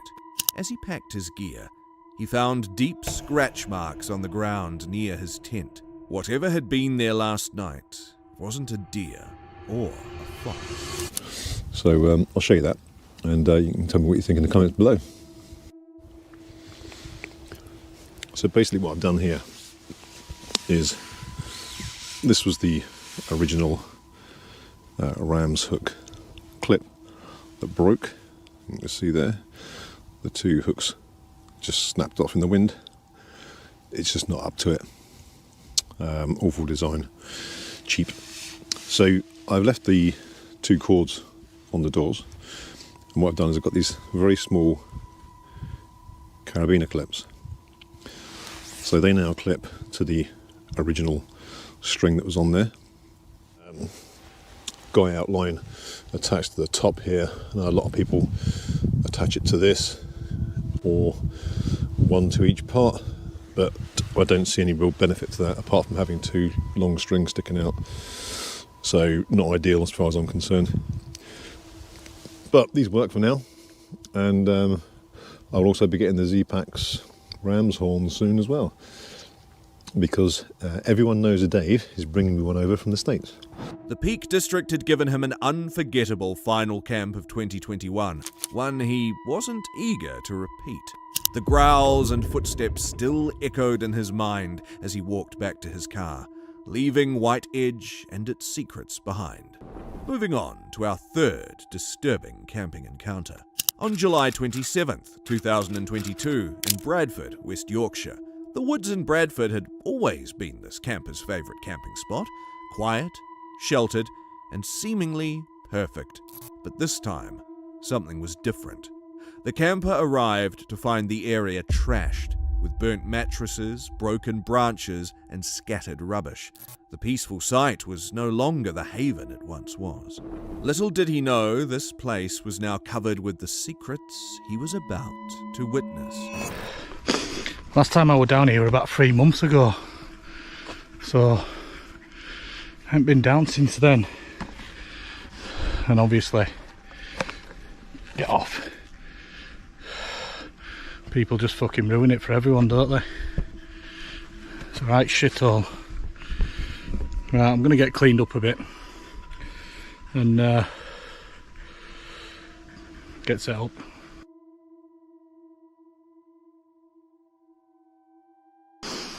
Oh, it started raining now as well. I've half got the tent up, look. But I have brought a tarp with me as well. So I need to get this up.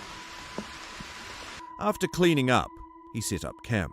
The fire glowed as the night deepened, and soon disturbing sounds filled the air. It started with the snapping of twigs, distant but very loud. Then came a low growling noise, unnatural and terrifying. It echoed through the trees, sending chills down their spine. The sound wasn't of any known animal, certainly not in England.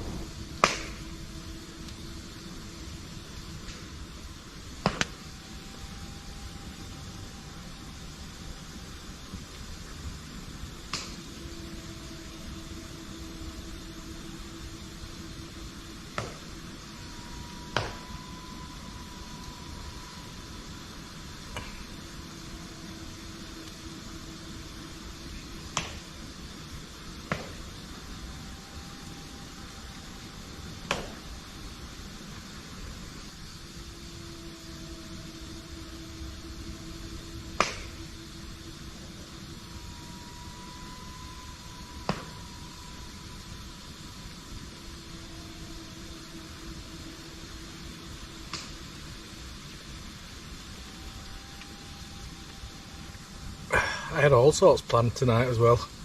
The noises grew louder, followed by loud splashes of water in the nearby stream. Whatever it wasn't visible by the firelight. Shadows were all around the edges of the camp, just out of sight. The camper tried to brush it off by saying that it might be wind or someone playing a prank. But deep down, he knew this wasn't a trick.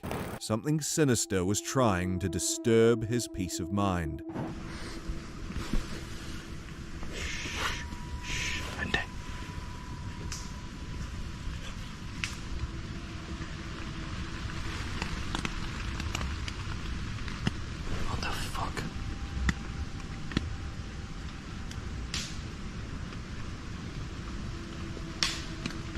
What the fuck is that?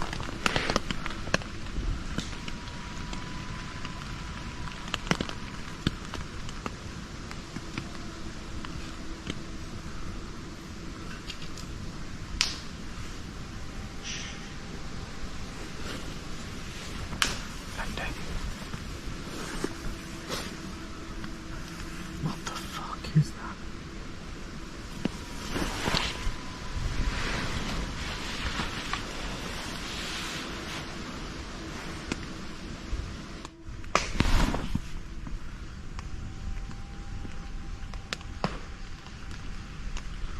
Come on, someone's fucking with us.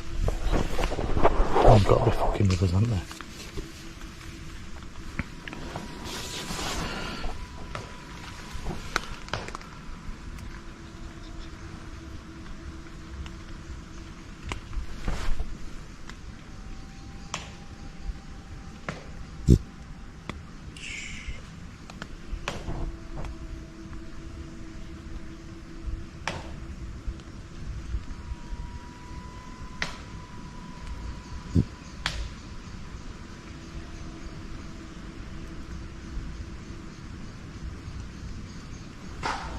Holy fuck.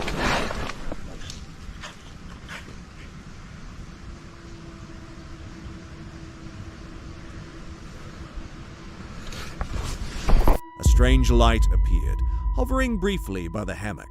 It moved unnaturally, with what looked like wings and faint glowing patterns. The camper's heart froze in fear as he grabbed his knife, only for defense. The growling stopped, replaced by a heavy silence. Then, a loud crash shattered the stillness, as if something huge had stepped closer.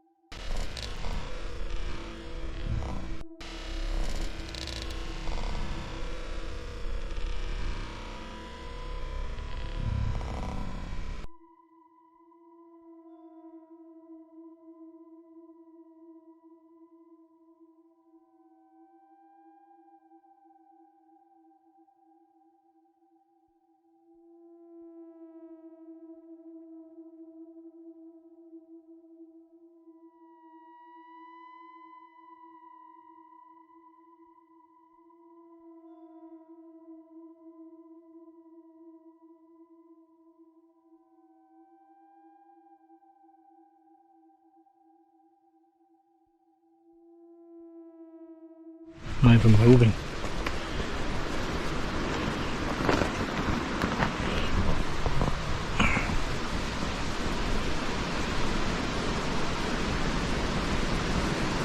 Oh, this fucking wind's picked up now. Can't hear anything.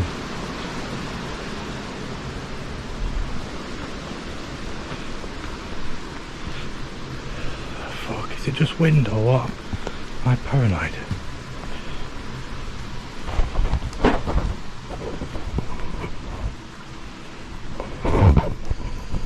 Oh, fuck knows.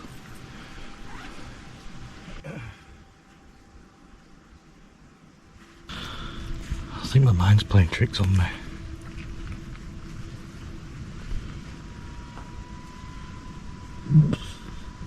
Excuse you. Fucking hell, that stinks. The camper didn't wait to see what it was. Gathering his gear in a rush, he left the site, the eerie noises following them until the valley opened into the road. Bradford's Woods, once a peaceful retreat, had become a nightmare. He vowed never to return. Let's move on to our fourth disturbing clip. On January 27th, 2023, in Doby Forest, the forest was freezing, with snow covering the ground and cold air biting his face. He set up his tarp, hands shaking from the chill. Doby Forest was quiet, but it carried an eerie feeling. This place was known for strange lights, UFOs, and stories of animals and even people found hurt in strange ways. Have been reported for centuries. Explanations range from everything between common predators to UFOs. The animal's ears, eyes, udders, anus, sex organs, and even tongues have all routinely been removed, seemingly with a sharp-cleaned instrument. Their carcasses have often been drained of blood, with no tracks or footprints in the immediate vicinity, nor were any of the usual opportunistic scavengers. Reports of such unexplained mutilations have been carried out on both humans and animals, and have baffled investigators for decades, leading to speculation about whether or not the perpetrators might be otherworldly beings conducting biological experiments on some of Earth's inhabitants. He then heard a sharp snap, like a branch breaking nearby. His flashlight scanned the dark trees, but there was nothing. Lily, his dog, stood still, her glowing green collar shining through the shadows. She wasn't acting like herself, and it made him uneasy. Hi guys, I'm not sure how well you can all hear me. I've just come into the woods, sat down, dropped my bag, and got my little lantern set up at the side of me. It's absolutely freezing. The forecast did predict that the temperature would be dropping significantly as the night progresses, but my god, it's extremely cold. I've not even checked. A low growl cut through the night. It wasn't a fox or any animal he knew. The sound was deep, almost like it came from something big. His heart raced as he pulled Lily closer, trying to stay calm. I'm gonna get a hot drink on right now because I need to get something warm inside me as this temperature begins to drop even further. So Lily's got her collar on, her illuminated collar, just for anyone that's interested. The colours tonight is green.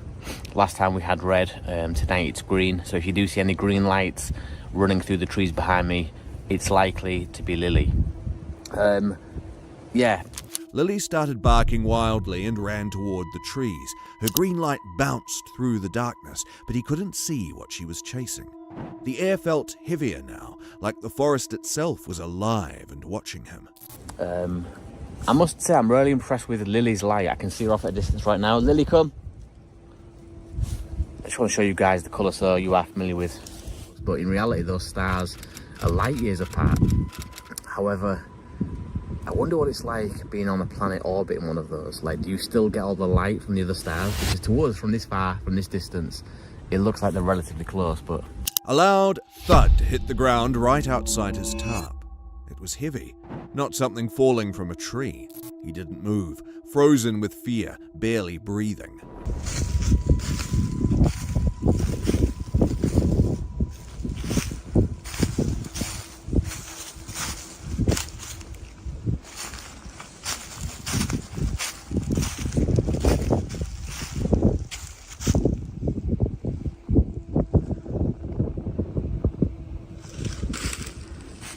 crazy that this video picks up the stars.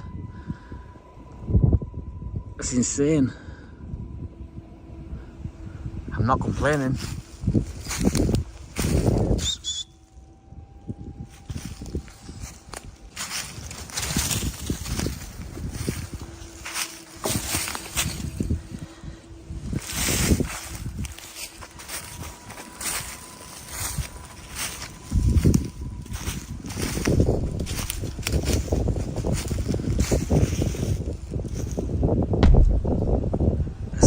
Over there in the distance. I'm not sure what that is.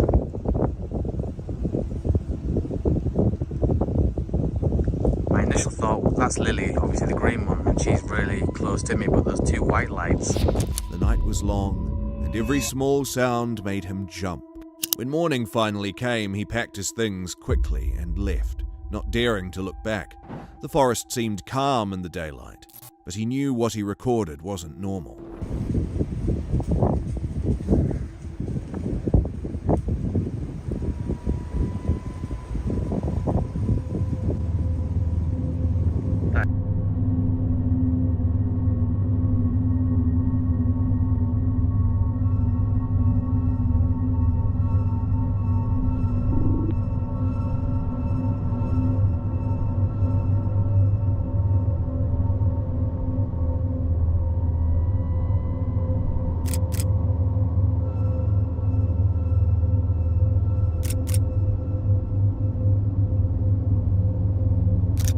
Doby Forest wasn't just a place with strange stories. That night, it felt like the stories were real, and he was part of one.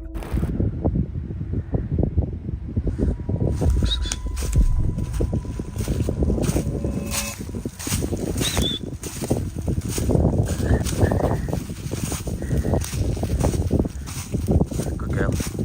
Good girl. I'm gonna have to put my hands in my pocket for a little while. Moving on to our fifth disturbing camping encounter, caught on camera. On November 19th, 2022, during stealth camping in the woods, this camper encountered his worst nightmare. The woods were quiet as he arrived at a small clearing, hidden deep in the trees. It was a Friday night, and he decided to spend it camping alone, testing out a new bivvy bag. The darkness crept in quickly, and he set up his camp in the fading light, his breath fogging in the cold air. It soon got dark. Right, I'm chatting away because I'm bored. I'll bring you back in a bit. As he settled down, he talked about how camping alone always felt different. He thought he heard a stream nearby, but wasn't sure. The forest was playing tricks on his ears. So I can leave that on now and just put my phone on, like I say, watch some YouTube or something like that. I've just been watching Mrs. Brown Boy's Christmas special from last year. There's one person I love as well as that. The night was still, but then a sound broke the silence, a strange sniffing noise, low and deliberate. It sounded like a dog, but something about it felt wrong. He froze in fear. The sniffing then grew louder. It wasn't just random. It was too steady, too intentional. Sniffing noise like a dog. It sounded a bit different to that.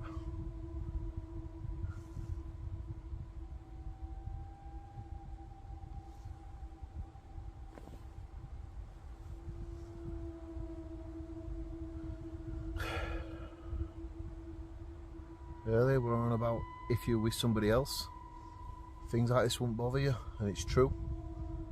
But when you're by yourself, little noises do give you butterflies, and it gets your attention pretty quick. He turned his flashlight on and looked outside, but the beam revealed nothing but trees and shadows. Whatever was making the sound wasn't visible. He lay back down, trying to convince himself it was just his mind playing tricks. 2 or 3 times through the night, just kept waking up. Quite heavy sniffing. I don't think it was a dog. Can't have been a dog. Could have been a badger. probably. I don't know. Every time I woke up and looked around, it wasn't there.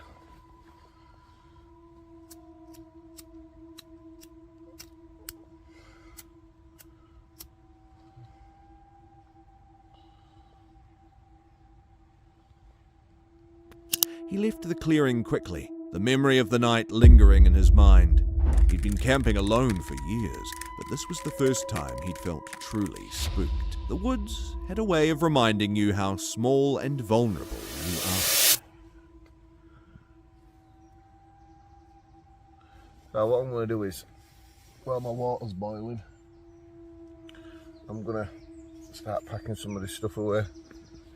I did have some condensation, not a lot though, on the top. The woods had a way of reminding you how small and vulnerable you were. Whatever had made those noises was gone now, but the feeling it left behind stayed with him long after he left the forest. With that being said, let's move on to our 6th eerie encounter in the woods during camping. On February 11th, 2024, he decided to camp deep in the woods, away from everything, to test himself against the cold and quiet. The fire was burning and the night was still, but as sun set, the forest seemed to be a house of paranormal activities. He was going to regret his decision to visit this forest alone. Something was scratching the tent, and it walked halfway around it scratching.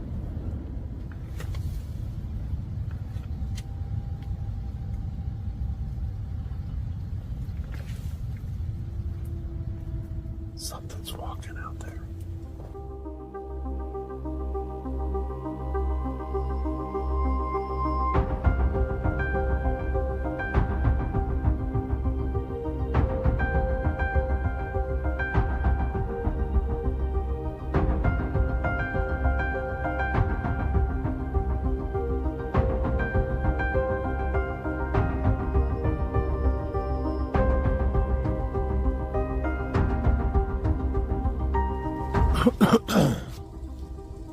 It's all right. We got our fire going behind us. It is currently...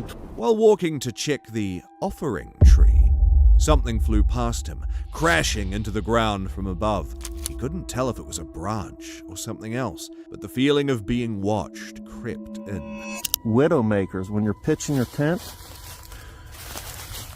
like that was... I don't know what that was, but imagine if that was a monster limb now. What the... What is that noise coming from the lake?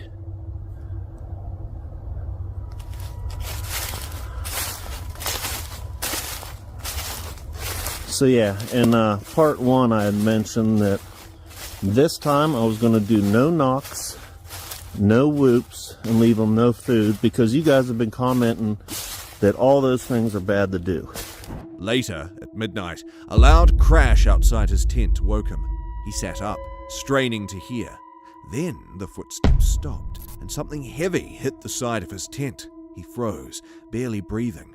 It wasn't an animal. It felt like something or someone was doing it on purpose.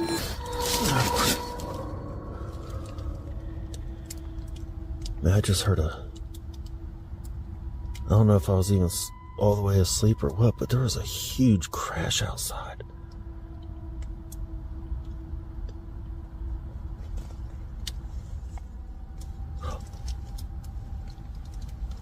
Do you hear that?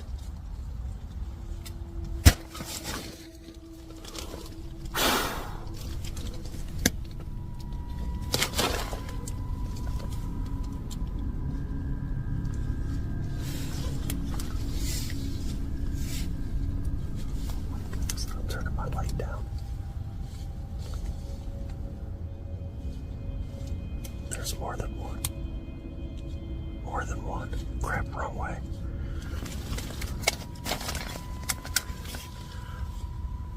Things got more creepy when the sound of breathing came next, just outside the thin fabric of his shelter. It was slow, heavy, and chilling. The noise continued, and then something was thrown at the tent again. Chills ran down his spine as he gripped the small weapon he had for protection.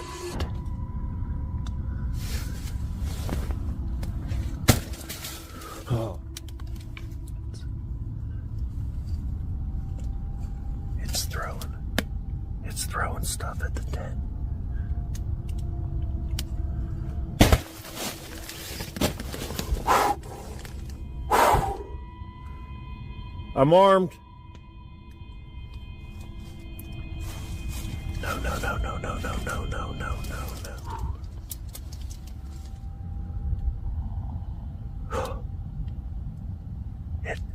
I can hear it.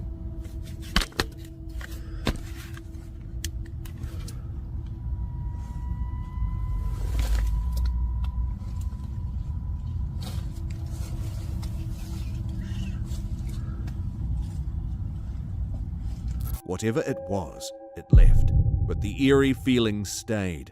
He sat there in silence, his heart pounding. Taking no chances, he grabbed his gear and left as quickly as possible. There's two of them. There's people, creatures, whatever that was. I am leaving before they come back. I do not feel safe. I'm sorry, guys. I'm not.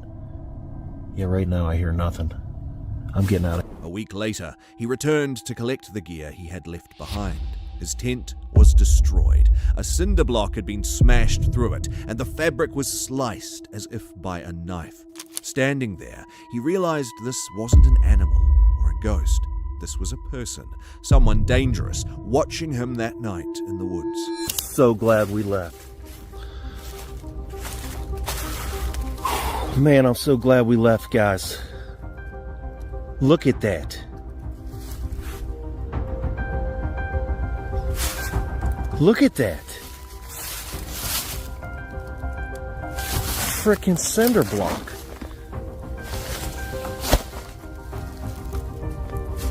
He never camped there again. The memory of that night stayed with him, the sound of breathing and the footsteps in the dark haunting his every thought. With this eerie encounter coming to an end, let's move on to our next terrifying camping encounter. On April 17th, 2023, during a solo camping adventure, he camped alone, enjoying the quiet until 7:43 p.m. when a man on a bike appeared. The man didn't wave or speak, just stared blankly. It was creepy and disturbing at the same moment. Yeah, so that was the guy that rode by last night, so he was gone all night. The stare was cold, unblinking and disturbing.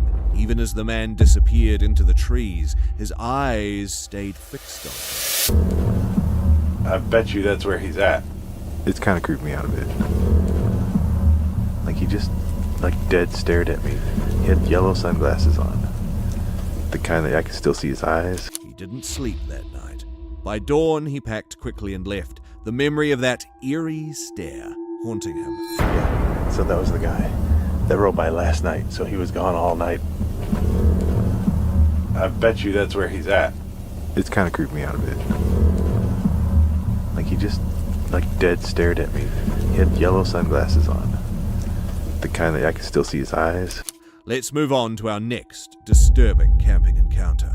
On August 23rd, 2024, during a haunted graveyard investigation, he walked through the graveyard, his camera ready. At 10:17 p.m., as he took a photo near an old headstone, a figure appeared in the frame, a pale woman in white, standing still among the graves. YouTuber, Midwest Ghost Hunter, decided to explore an abandoned graveyard in Minnesota.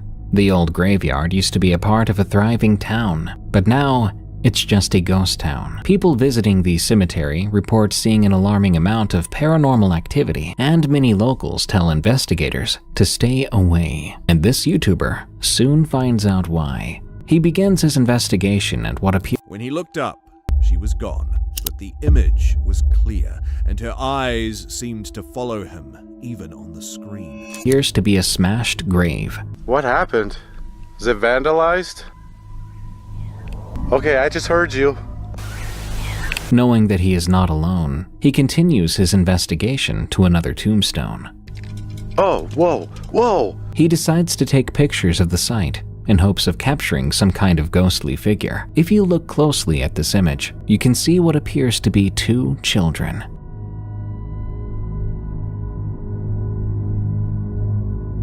Do these two kids haunt the graveyard? Shaken, he left quietly, vowing never to return to that graveyard again. With that being said, let's move on to our next disturbing encounter. On the night of November 5th, 2024, Angelo decided to camp alone in one of the most haunted forests, though there was a heavy snowstorm that loomed over the area. As the snow fell thicker and the cold bit harder, Angelo started a fire to keep himself warm. However, the atmosphere was far from calm. Strange sounds echoed in the distance, and a disturbing feeling settled over. First off, the weather is getting pretty bad. I thought I heard something for a second there.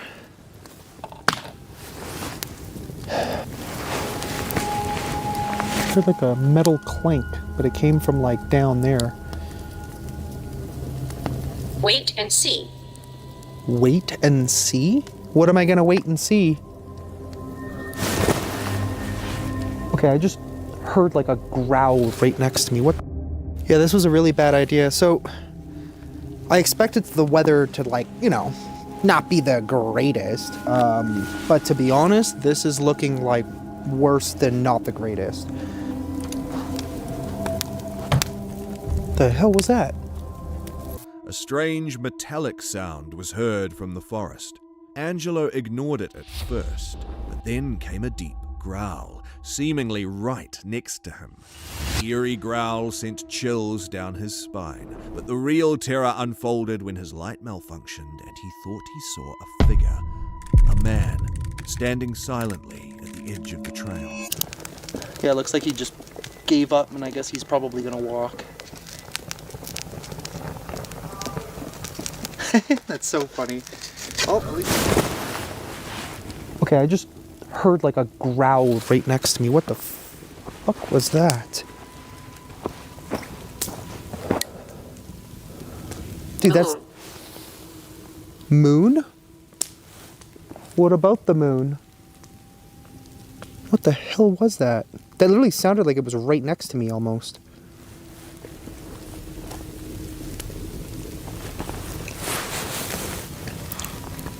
What was that? Okay, something just moved over there. Holy crap, the snow is really coming down right now. Yeah, this was a really bad idea. So, I don't know, I don't claim to be. Maybe some sort of empath. But I do feel stuff sometimes. And, what the hell? Why is my light not turning on? What the hell's going on here? Okay, I just saw a man standing at the end of this trail. What the fuck was that?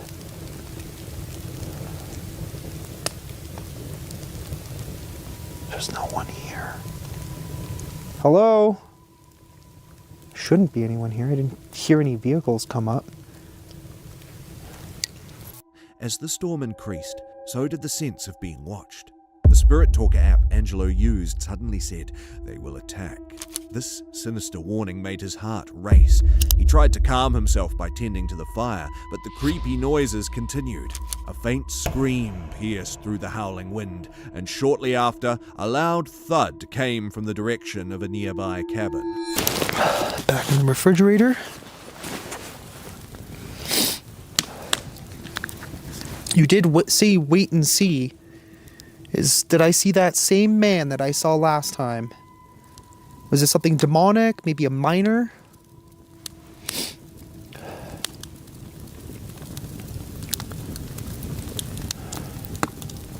Big.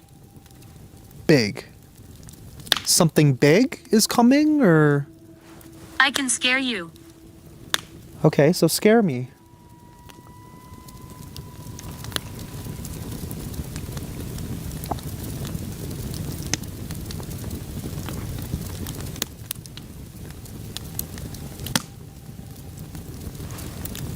Just went so eerily quiet.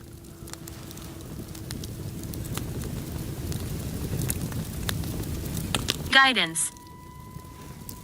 You need to attack. Who's gonna attack? The hell? Don't attack me. I have bear spray. When Angelo finally gathered his courage to investigate, he found nothing inside the cabin, just emptiness. Yet the uneasy feeling persisted. The app mentioned the name Carella, but Angelo had no idea who or what it meant. Then the sound of something running nearby nearly froze him in place. Angelo knew he couldn't stay much longer. He died doing what he loved. I mean, I might die tonight doing what I love. Just trying to get down this bloody mountain. Oh boy. What the fuck was that?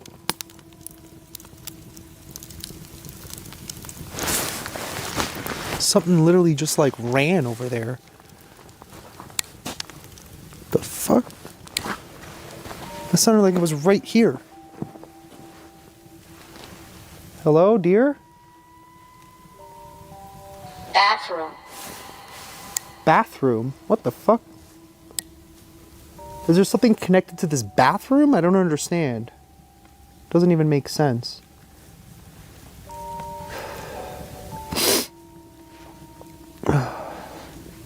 Well, it looks like the snow is kind of picking up again.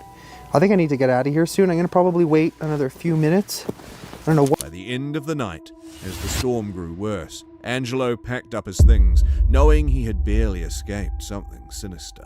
That forest was alive with something more than snow and shadows, and Angelo left with the haunting feeling that whatever stalked him wasn't done watching. With that being said, let's move on to our last haunting camping encounter. On August 19, 2023, a group of friends enjoyed a night of laughter and barbecue during their camping trip.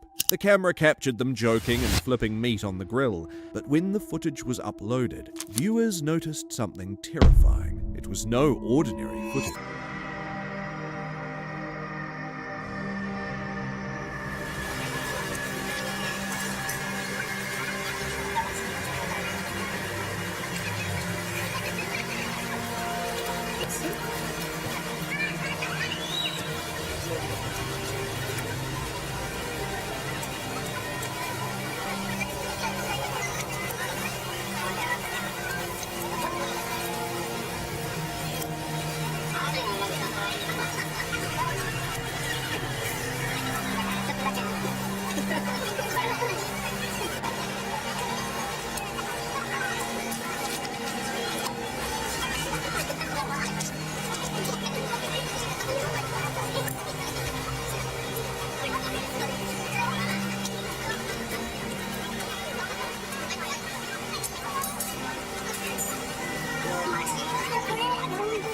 As the camera turned toward the man at the barbecue, beneath the grill, a pale, ghostly human head with hollow eyes and twisted features was hanging silently. It was never there when the camera was recording them cooking. It vanished almost instantly, leaving a chill. Later, when the camera returned to the grill, the head reappeared, staring blankly before fading again.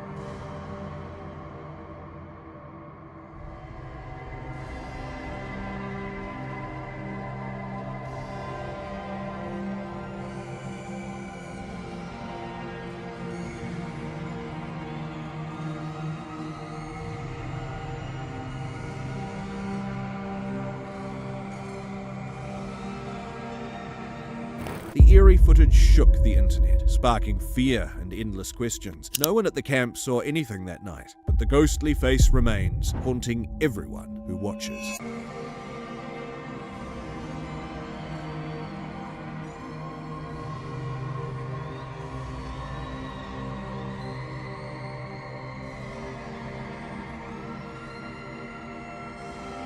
How is it possible for a head to appear and disappear on its own while a bunch of people are around? This is far more paranormal than you could have ever imagined. These scary moments show that the outdoors can hold many secrets. Strange sounds, odd lights, or shadows that don't make sense can turn a camping trip into a nightmare. Each person is left with a story they will never forget. So, if you go camping, remember that sometimes it's better not to know what's out there. These clips are sure to make you think twice before venturing into the woods alone.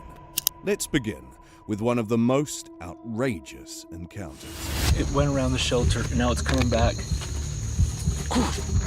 Get out of here! Come on! After a long day of exploring the dense woods, this camper finally decided it was time to call it a day. He found a secluded clearing surrounded by towering trees, their leaves whispering in the gentle breeze. Carefully, he set up his tent, securing it against the uneven ground, eager to rest after a day filled with adventure and discovery. Feeling the soft earth beneath his feet and the caress of the breeze against his skin, he decided to shed his clothes completely, enjoying the liberating sensation of being one with nature. Little did he know that, as he settled in, blissfully unaware of the encroaching darkness, he was about to encounter one of the most terrifying experiences of his life.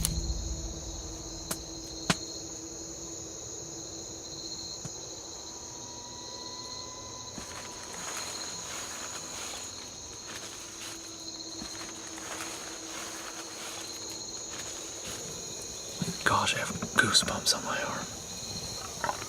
Did you hear that? Right over there.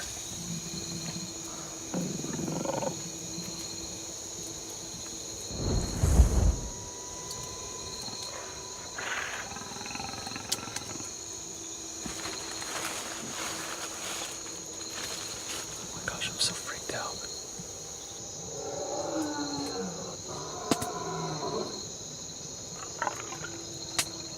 Ha!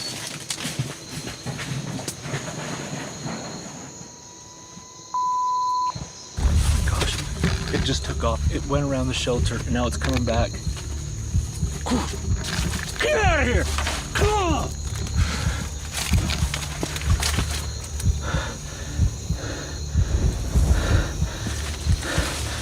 Oh my gosh. Oh my gosh.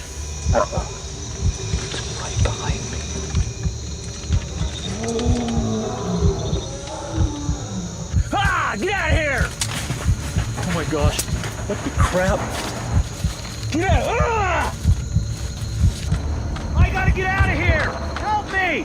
The cool night took a terrifying turn for the camper as he found himself haunted by the presence of an unknown creature lurking near his campsite. It's hard to imagine the fear that gripped him at that moment. When the creature finally left, he was given a precious opportunity to escape. Driven by a surge of adrenaline and his survival instinct, he ran as fast as he could, relieved to have made it to safety without injury. His heart must have raced, but it's a relief that he emerged unscathed from such a frightening experience. Although this camper might be able to guess what the creature was, we can't say the same for this next set of campers. Hey, stop. Stop. Okay.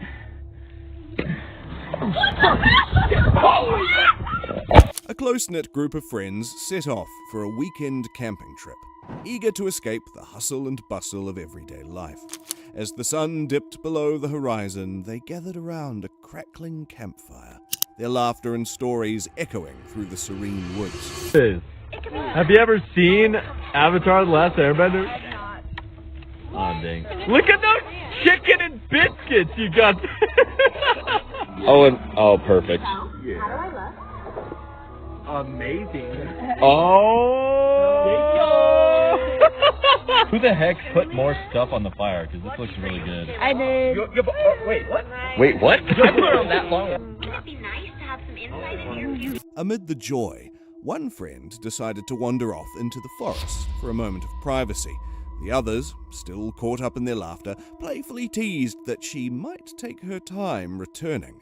But as the night grew darker and the shadows lengthened, the light-hearted atmosphere began to shift, and what started as a delightful adventure soon took a turn into the unsettling. Yeah, no, for legit though, like, Alexis has been gone for so freaking long trying to actually poop. Okay, but like, you gotta like trek to go find a good place. Yeah, you do, but this has been too long. 10 minutes, she'll be back. Okay, yeah, I'll take that bet.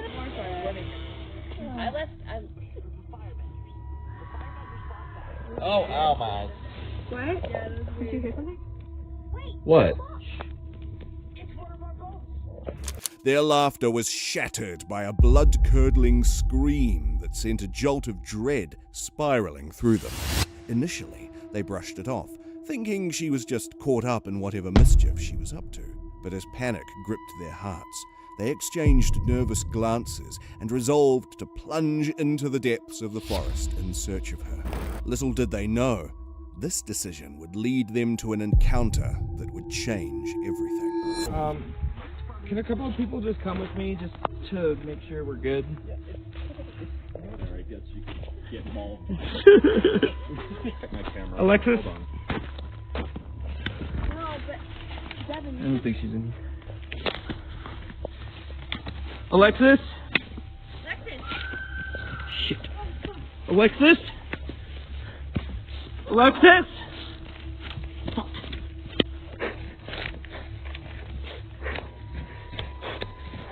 What in hell is that?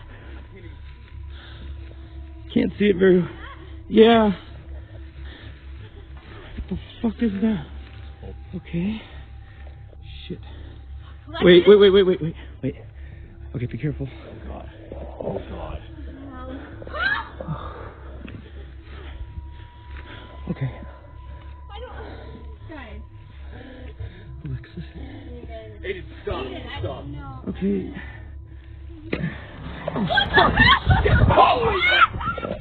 What they discovered was nothing short of horrifying. Their friend was tied to a tree, barely conscious, when an eerie creature suddenly attacked them. Unfortunately, the footage cuts off abruptly, leaving us with more questions than answers. What was that creature? Was it human, or something far more sinister? As for the group, their fate remained a mystery. If you have any information or updates on this chilling encounter, let us know in the comment section below as we delve into the next case. Fucking hell! Oh, fucking hell! Sky, a popular adventurer and host of the YouTube channel Swamp Valley, decided to embark on an overnight wild camping trip deep in the heart of the woods. Excited, he packed his gear meticulously, ensuring he had everything he needed for a night under the stars: his tent, sleeping bag, cooking supplies, and a trusty flashlight. Initially, everything seemed to be going perfectly. However, as he ventured into the woods, he soon realized that this wild camping experience would take an unexpected turn, pushing his skills and resilience to the test. I don't want to sound like a big pansy. This is really freaking me out. Somebody is actually following me, and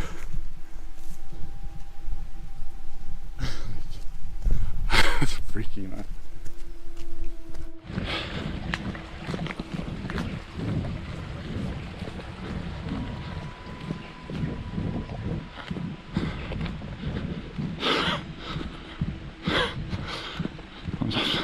I'm trying to think of what to say. I'm like, is that a prank? As he trekked deeper into the wilderness, he realized a man was tailing him. Quickening his pace, he raised his camera, documenting every moment, bracing himself for whatever might unfold. What had started as a simple camping trip escalated into something more serious.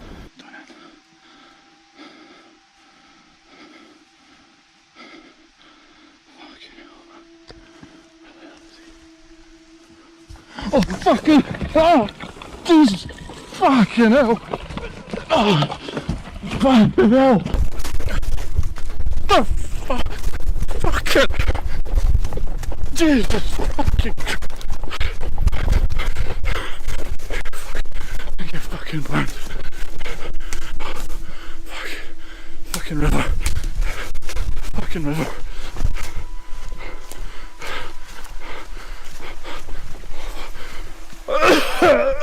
Oh, fuck, it stinks. Fuck. Oh, fuck hell. Fuck hell.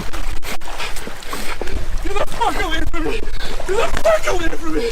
Ah, fuck hell. Ah.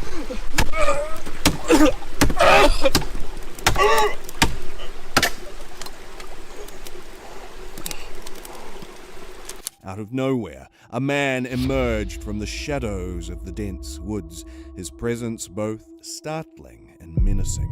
With a swift and deliberate motion, he doused Sky in gasoline, the foul odor permeating the air as it soaked into his clothes. Panic surged through Sky as he turned and bolted deeper into the forest, weaving through trees and underbrush in a desperate attempt to escape, but this was successful. This left viewers in disbelief, grappling with questions about whether this terrifying encounter was genuine or simply an elaborate prank staged for Sky's audience. The chilling uncertainty of the situation hung heavy in the air, leaving everyone on edge.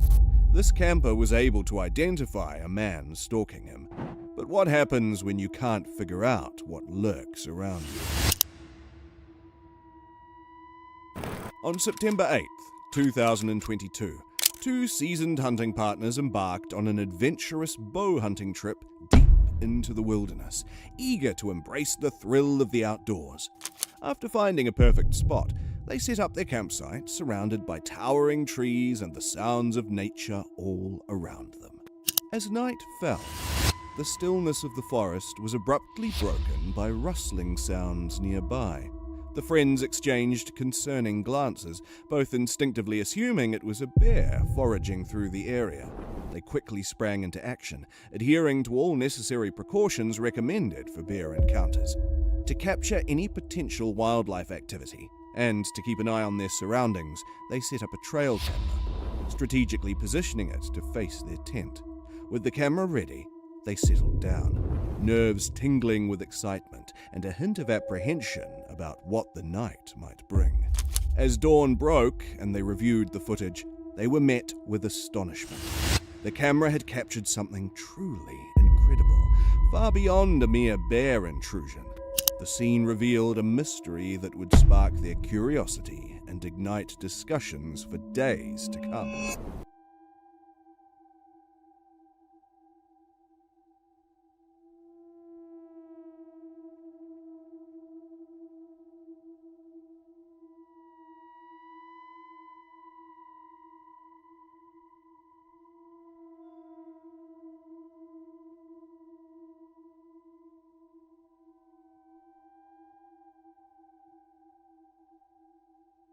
A huge, mysterious creature emerged from the darkness. Its size was unlike anything the hunters had ever encountered. Although it was difficult to determine what the creature was, many believed it to be a mountain beast resembling Bigfoot. Just like this camper, the next one also encountered an unknown creature lurking around his campsite. During a winter camping trip in the heart of India, an unexpected and terrifying situation unfolded. As the sun set, the camper chose a secluded spot to pitch his tent. Despite the pouring rain and the pitch-black night, he managed to light a fire and cook a meal while staying alert to his surroundings. Once inside the tent, he prepared for sleep, unaware of the danger lurking nearby.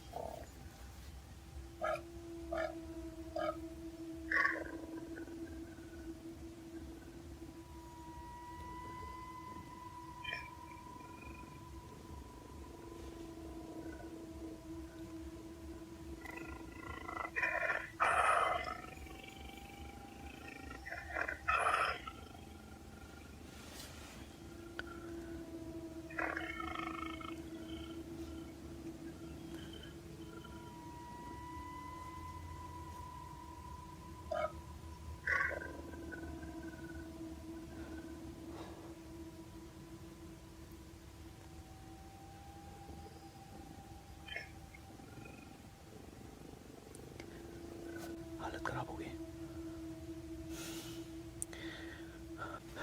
नींद नहीं आने वाली अब। मेरे पास इसके अलावा और कुछ नहीं है।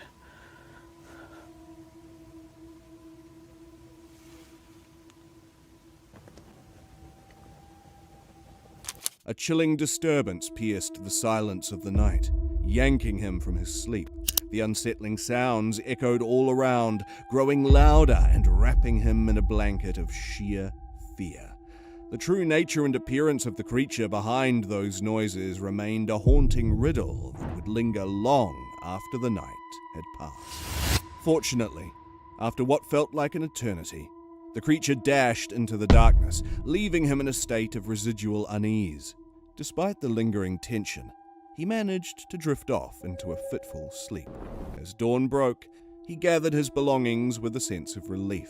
He stepped away from the eerie encounter, unharmed but forever changed by the mystery that unfolded that night. If you are enjoying this video, like, share, and subscribe as we delve into more cases. On January 12th, 2012, a crisp winter day enveloped Ontario, Canada, casting a golden hue over the snow-covered landscape and illuminating the towering trees in the forest. The air was cold and sharp, filling the lungs with a refreshing chill. 3 men, clad in heavy winter gear, were diligently working amid the silence of the wilderness, their breath visible in the frigid air. They were engaged in their routine tasks, perhaps cutting wood or clearing paths, when suddenly their ordinary day took an unexpected and terrifying turn.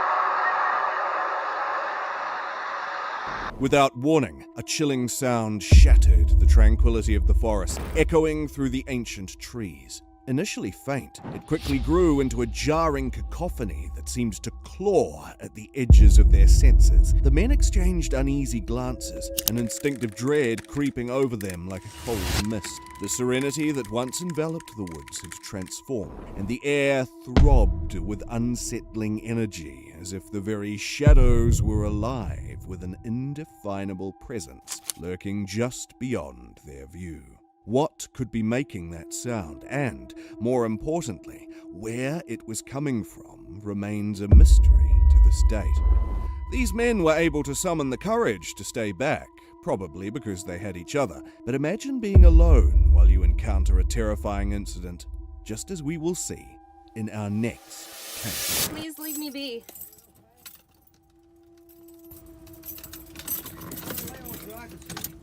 Sarah is a passionate YouTuber renowned for her channel, Sarah Dungo, where she shares captivating stories of her outdoor adventures and camping escapades. On this particular day, after an exhilarating time of hiking through dense forests and breathing in the crisp mountain air, she found a serene spot to park her van near a secluded park. The gentle rustling of leaves and the distant chirping of birds created a perfect backdrop for her evening. As the sun began to dip below the horizon, casting a warm golden light over the landscape, Sarah set about preparing a simple, delicious meal. She chopped fresh vegetables, stirred them into a pot, and enjoyed the satisfying aroma wafting through the air, signaling the end of a fulfilling day. Just as she settled down to enjoy her meal and reflect on her day's adventures, an unexpected turn of events shattered the quietness of the evening.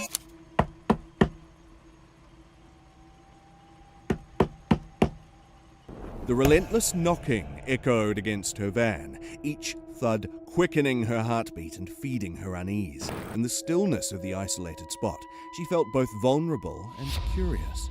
Panic bubbled within her, but, summoning every ounce of courage, she decided to discover who or what was on the other side. As she walked toward the door, her mind raced with possibilities. What she found was nothing short of surprising. Please leave me be.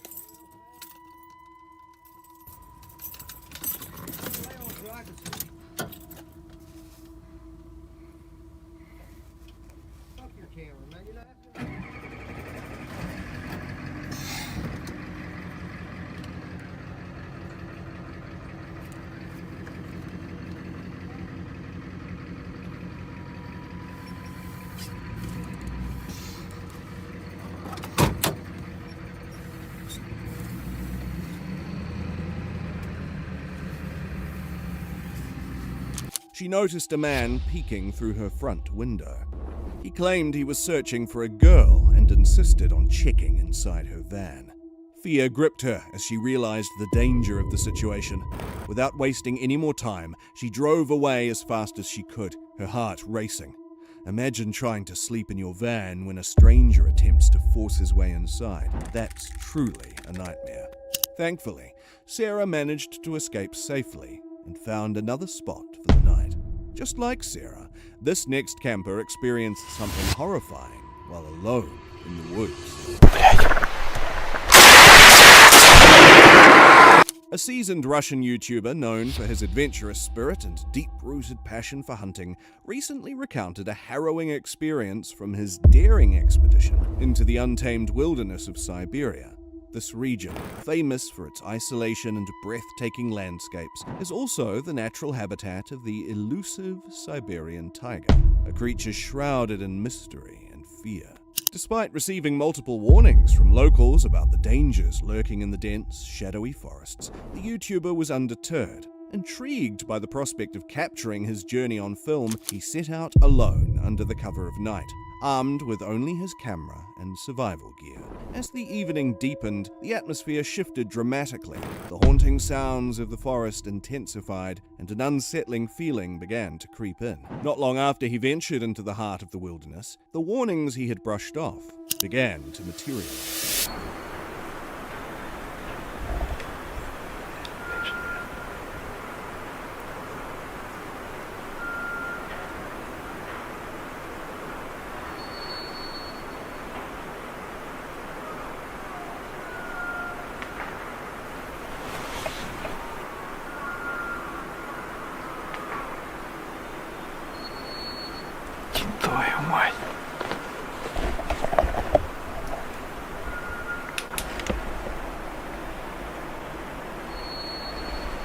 The air crackled with metallic clangs and piercing hunting cries that reverberated through the dense trees. Something wild and untamed was unfolding, unlike anything he had ever experienced. Driven by a mixture of curiosity and unease, he felt an irresistible urge to investigate. Ignoring the safety of his tent, he swiftly scaled a nearby tree, hoping the height would provide an extra layer of protection against the unknown chaos stirring below.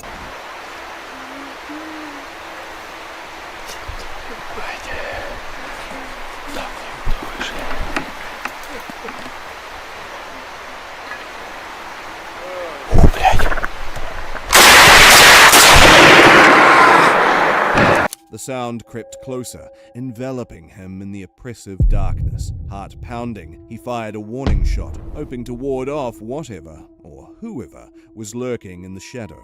The eerie silence that followed only deepened his dread, and he found himself perched in fear, counting down the agonizing minutes until the first light of dawn would finally chase away the night's terrors. Did you find this encounter shocking? How would you react if you saw something unexplainable in the middle of the woods? Whoa, whoa, wait a minute. There's a hole in the tree. Where? Where? Right there. Where? Behind the tree. What tree? That one tree. Which one? That one. Where? Right there. Dad! Which one? This one here? What do you think we're talking about? There he is.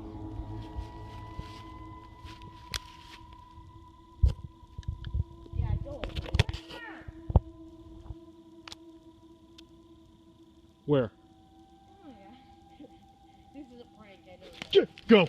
Go. I just saw him. Go. Don't fall. Don't fall up the stairs. Oh, shit. Get your flashlight. Hurry.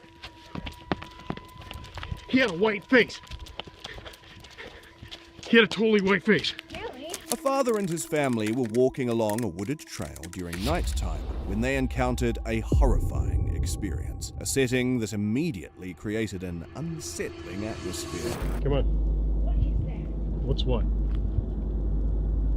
Come on.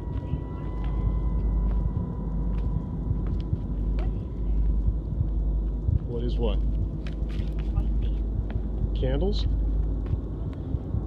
here. Let's check it out. No bullshit. Come on. Come on down here with me. The suspense built as they came across an eerie scene, a trail of candles leading to a specific area. This discovery set the tone for what was to come, suggesting that the location was not only remote, but potentially the site of something sinister. As they followed the trail, they noticed something even more alarming. Guys, come here. Guys, check it out. Come here. Come down here with me right now. Guys, seriously. Guys, come here now. Come here with me. We're gonna follow this trail. Hold on, look where the trail. Come here now. Come here with me right now. Come here.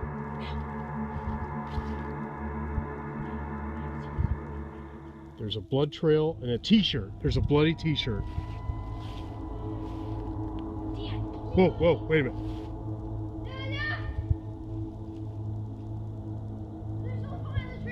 Where? Where? Right there. Where? Behind the tree. What tree? That tree. Which one? That one. Where? Right there. Yeah. Which one? This one here? What do you think we're talking about? There he is.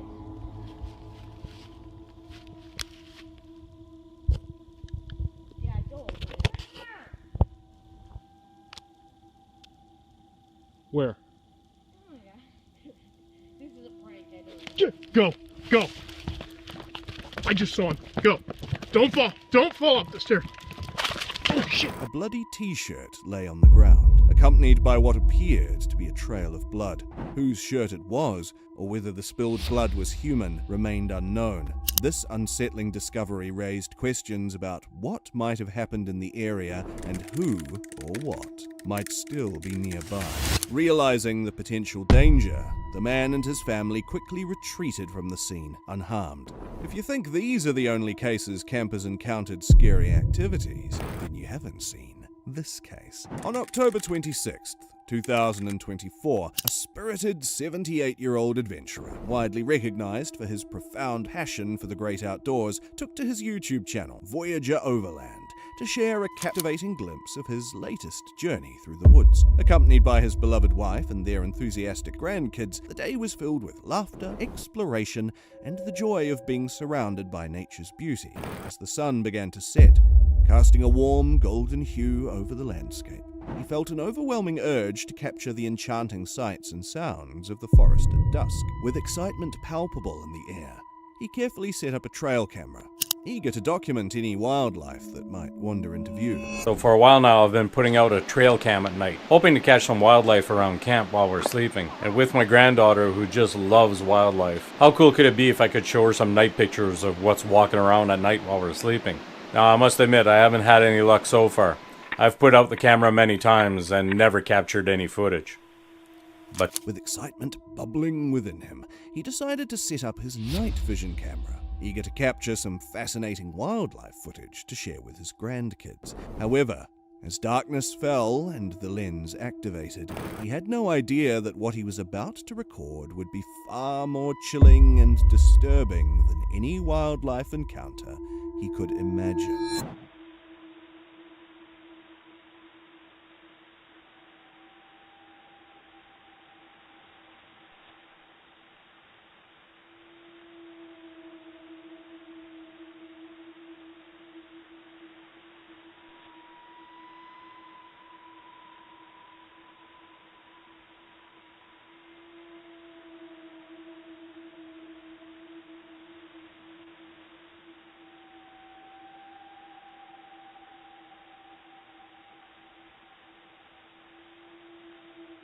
the camera captured a ghostly figure with glowing eyes that pierced through the darkness. The figure seemed to wander around the campsite. But what made the experience even more chilling was that, upon noticing the camera, it approached and came fully into view.